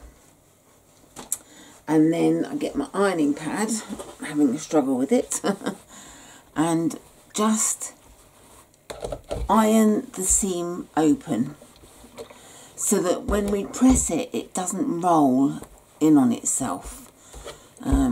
I'm sure you understand what I mean. And then we can press properly. And I'm now going to top stitch along the top about 1/8 of an inch seam allowance. Okay, so I've top stitched along the top, and then we get our main our lining panel, and we need to do the other end from the zip pocket. So it's, well, you could say it's the bottom end, and we line up. Oh, look at the ruler, it's there. We want to place the pocket 4 inches below the edge, like so. And then what we need to do is base stitch down the sides, stitch along the bottom properly, top stitch, and then base stitch up the side there. And that is the tablet. Make sure also that the pocket is the fleece side up, so that this side is the fleece.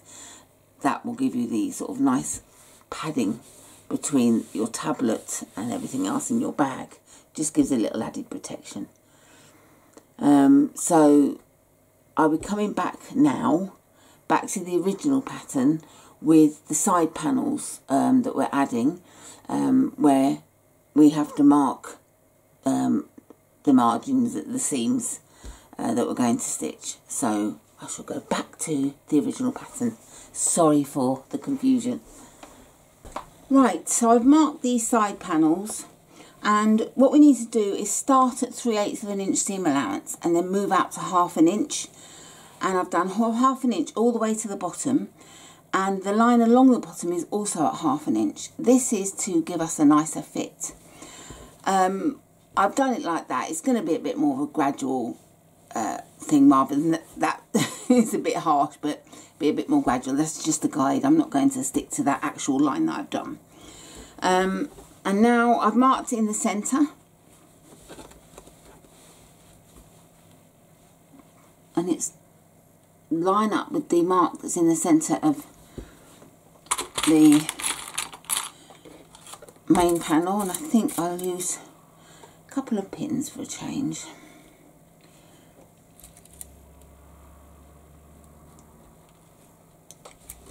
And I'm just going to stitch from that corner to that corner.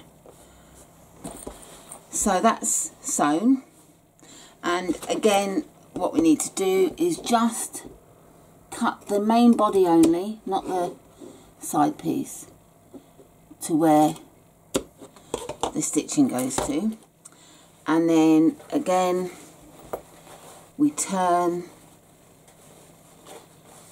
and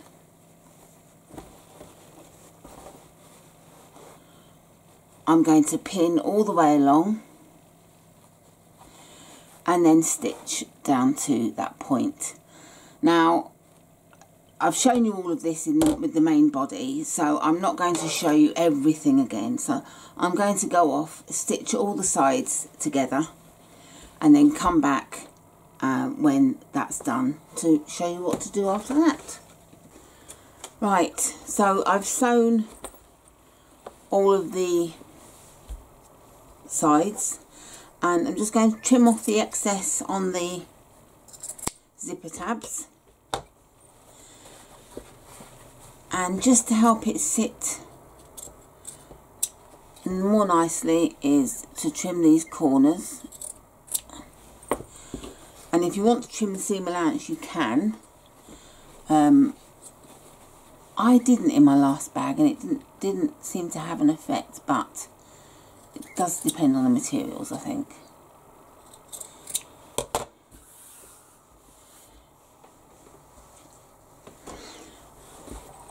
And we need to turn this right side out. The lining has to be right side out.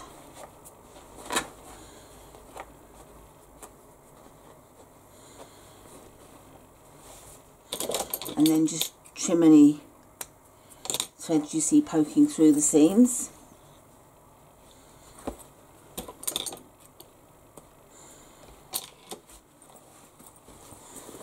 And that's the lining done. Check the corners that they are closed. And I just wanted to show you my pocket. See, it's not bulky, but it's just a bit stronger than if I hadn't have had any. Okay, we need to go back to our main, and we have one last thing to do, and that is to add the recessed zipper. I just popped to get the bag I made previously. Now, depending on how you have your bag, depends on where you put your zip at each end. Now, I like to have my bag on my right hip. If it's a crossbody, shoulder, whichever, I like to have it sat on my right hip. With the outside facing, if you imagine, I then want to open my bag, I want to pull it that way. I don't want to have to be holding it and, say, if that was the front, pulling it from this end.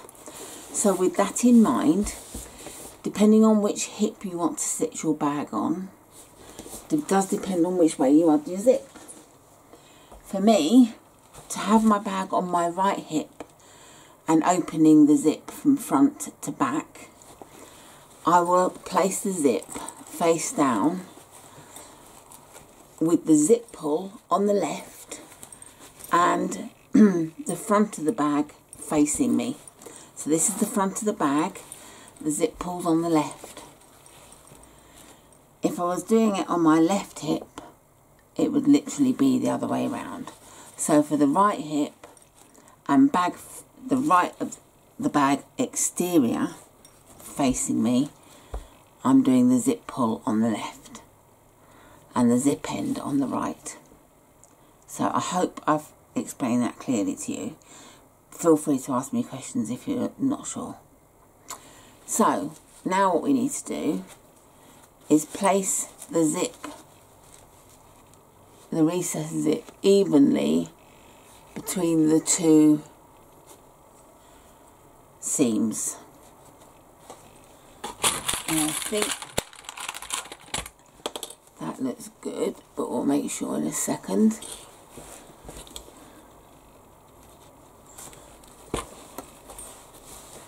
Okay, so there's space. Yeah, I'm very happy actually with where I've placed that. If you can see, but there's that much at each end. And I'm going to go and take this and just base stitch it by about 1/8 of an inch along the edge, and then do exactly the same on the opposite side, making sure that it's even again, and base stitch that. Okay, so that's the zip added, and now we need to sit the lining inside the bag, and you need to think about where you want the lining. Do you want the zip against the front or the back, the zip pocket?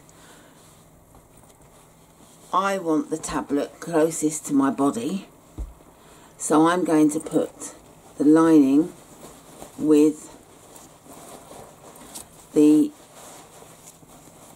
zip pocket against the front of the bag.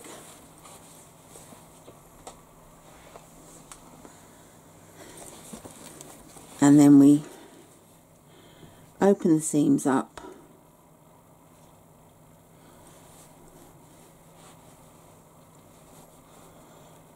and match the seams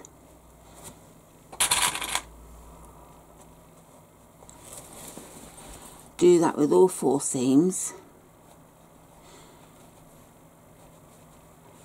and then just pin carefully or clip carefully around the top, and once you've done that, stitch together at 3/8 of an inch seam allowance all the way around. This is a fantastic bag to do this with, nice and easy. Right, I've stitched all the way around the top and I've trimmed the foam out of the seam allowance.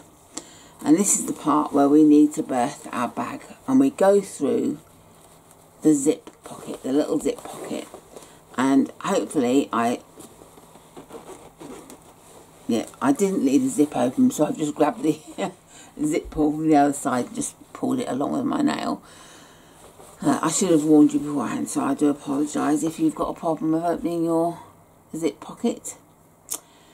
So now we pull it through here. Now I know I can't, so I need to ask my husband to do it.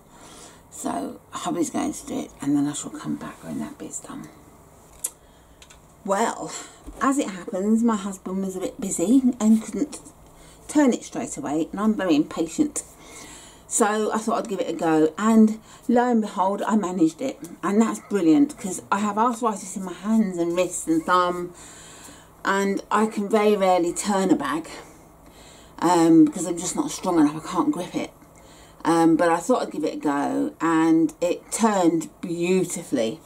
So I'm really chuffed.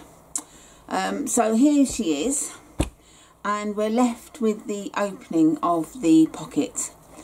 So where it's been folded and pressed, dead easy to stitch straight across. So that's what I'm going to do, and then I shall push it all back in and top stitch all the way around. I have a little trick that I use for top stitching, and rather than show you here, there's a video on my channel how to stop top stitch, so have a look at that. I'll put the link of it into this description of this video, so you'll find it. I just show you a really nice way of making doing the top stitching and getting a good result. So I shall go off and do that, and I shall come back. Okay, so there she is. I wanted to show you the lining inside. Nice snug fit. Just got my light that I'm trying to show. Anyway, so I haven't top stitched her yet, so I just wanted to come back and show you what the inside looked like. And so now I will go and top stitch and go from there. Okay, so here she is top stitched, and on the inside, very pleased with the results. And I never backstitch, by the way. When I do a bag, I leave a long thread at the start and the end, and then just push them through to the other side, tie them off, and then sew the long thread down the seam so it doesn't get seen, so it's nice and tidy. I never backstitch. So the only thing left to do now is to add the strap, which we made earlier. And to do that, I think about the fact that my bag is going to be on my right side, hence having the zip like that.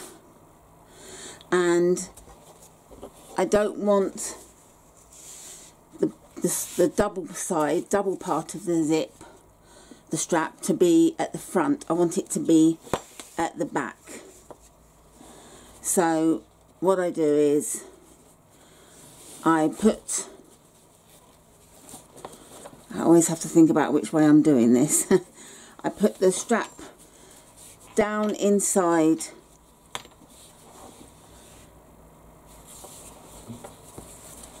like so, and I forgot I've got the webbing on the outside, not the inside, so sort of the outside of the strap goes like this, and then send it through the slider, both sides,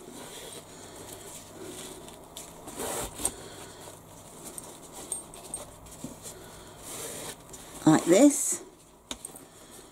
So you've got the double part behind you at the back, and then bring it over and then up and through like so. And then all we need to do is to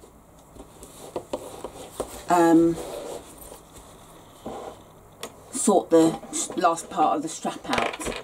I'm just looking for a pen, which is why I lost concentration. I put it away. I was tidying up and put it away. Okay, and what I like to do is I start with a 4-inch marking. It sounds a lot, but it isn't.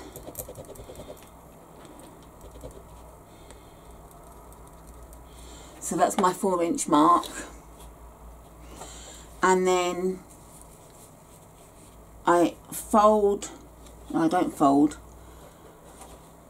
I get my twist punch, and because I'm adding a strap end, I mark 3 inches up from the end for my rivet. I don't mark, if I wasn't adding a strap end, I'd mark 1/2 inch up, and then I mark 1/2 inch up from that one, and then I punch my hole. And as I said before, I never go through 2 layers at once, because you can end up going off at an angle and coming out in the wrong place.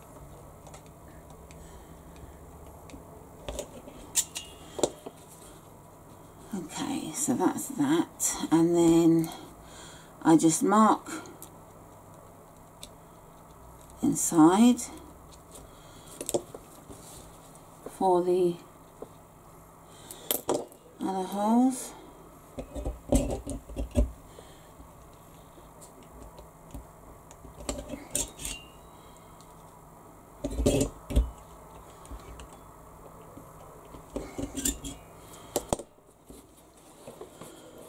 Okay, and then we bring it back to the rectangle.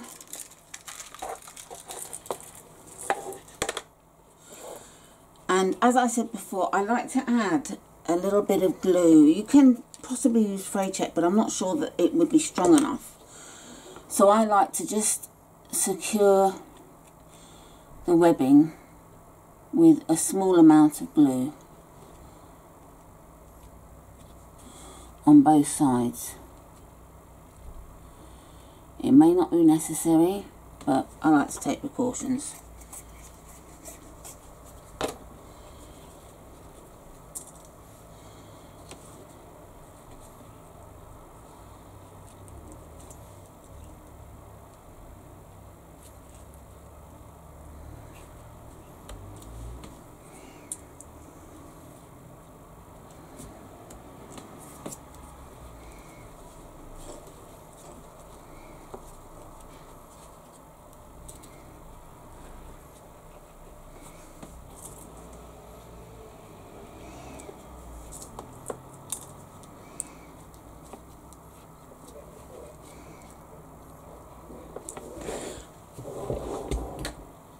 Get my wheel machine.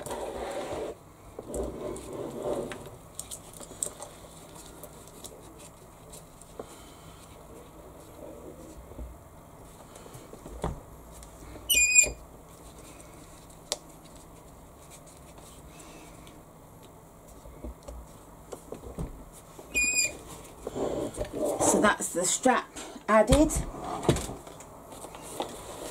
And all we need to do now is add the strap ends,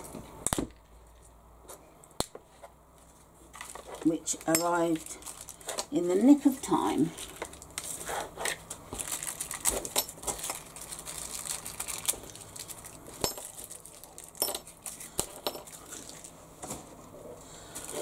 And when I add my strap ends, I have a little trick to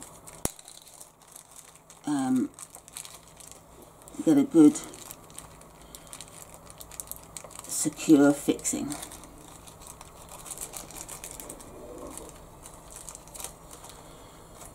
And that is, I put the strap end on, and then I put my pen in and I mark where the hole is.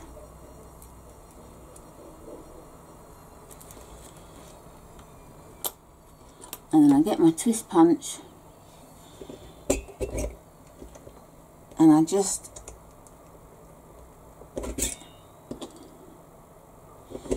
start a hole, but I don't go all the way through. I just go halfway through.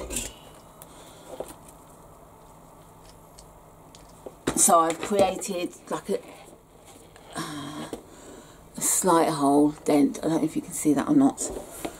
So then I put the strap end on, because what happens normally is that we just screw them on and it presses the material down. It doesn't screw into the fabric, it just squashes it down, and then oops and then you haven't really got a good key. It could pull off.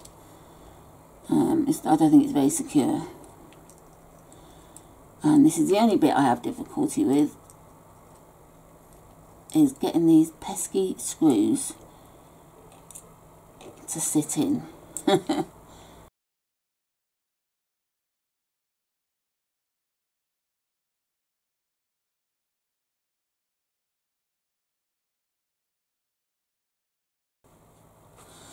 So that's our strap end added on, and if I show you here, the fabric's not been squashed down, it's nice and full. So I'm going to add the other strap end. I'm going to get rid of some of these marks that are left by the white pen, and just show you the final result. And here is the Chris statue in denim. I'm very happy with this bag, really happy. And although she seems to be, or the zip seems to be sticking up, once you've got things in the bag, obviously the bag fills out and it goes flat. So there you go. I hope you enjoyed this tutorial. I hope you found it very helpful. Please subscribe to my channel if you wish to be notified of new tutorials that are added. And when you post your bags in groups, if you use my tutorial, I'd be very grateful if you would give the link so that people can find the tutorial easily. And you can do that by clicking share under the tutorial, under the video, and copy link, and that's that easy. So thank you for watching, and I'll see you again soon.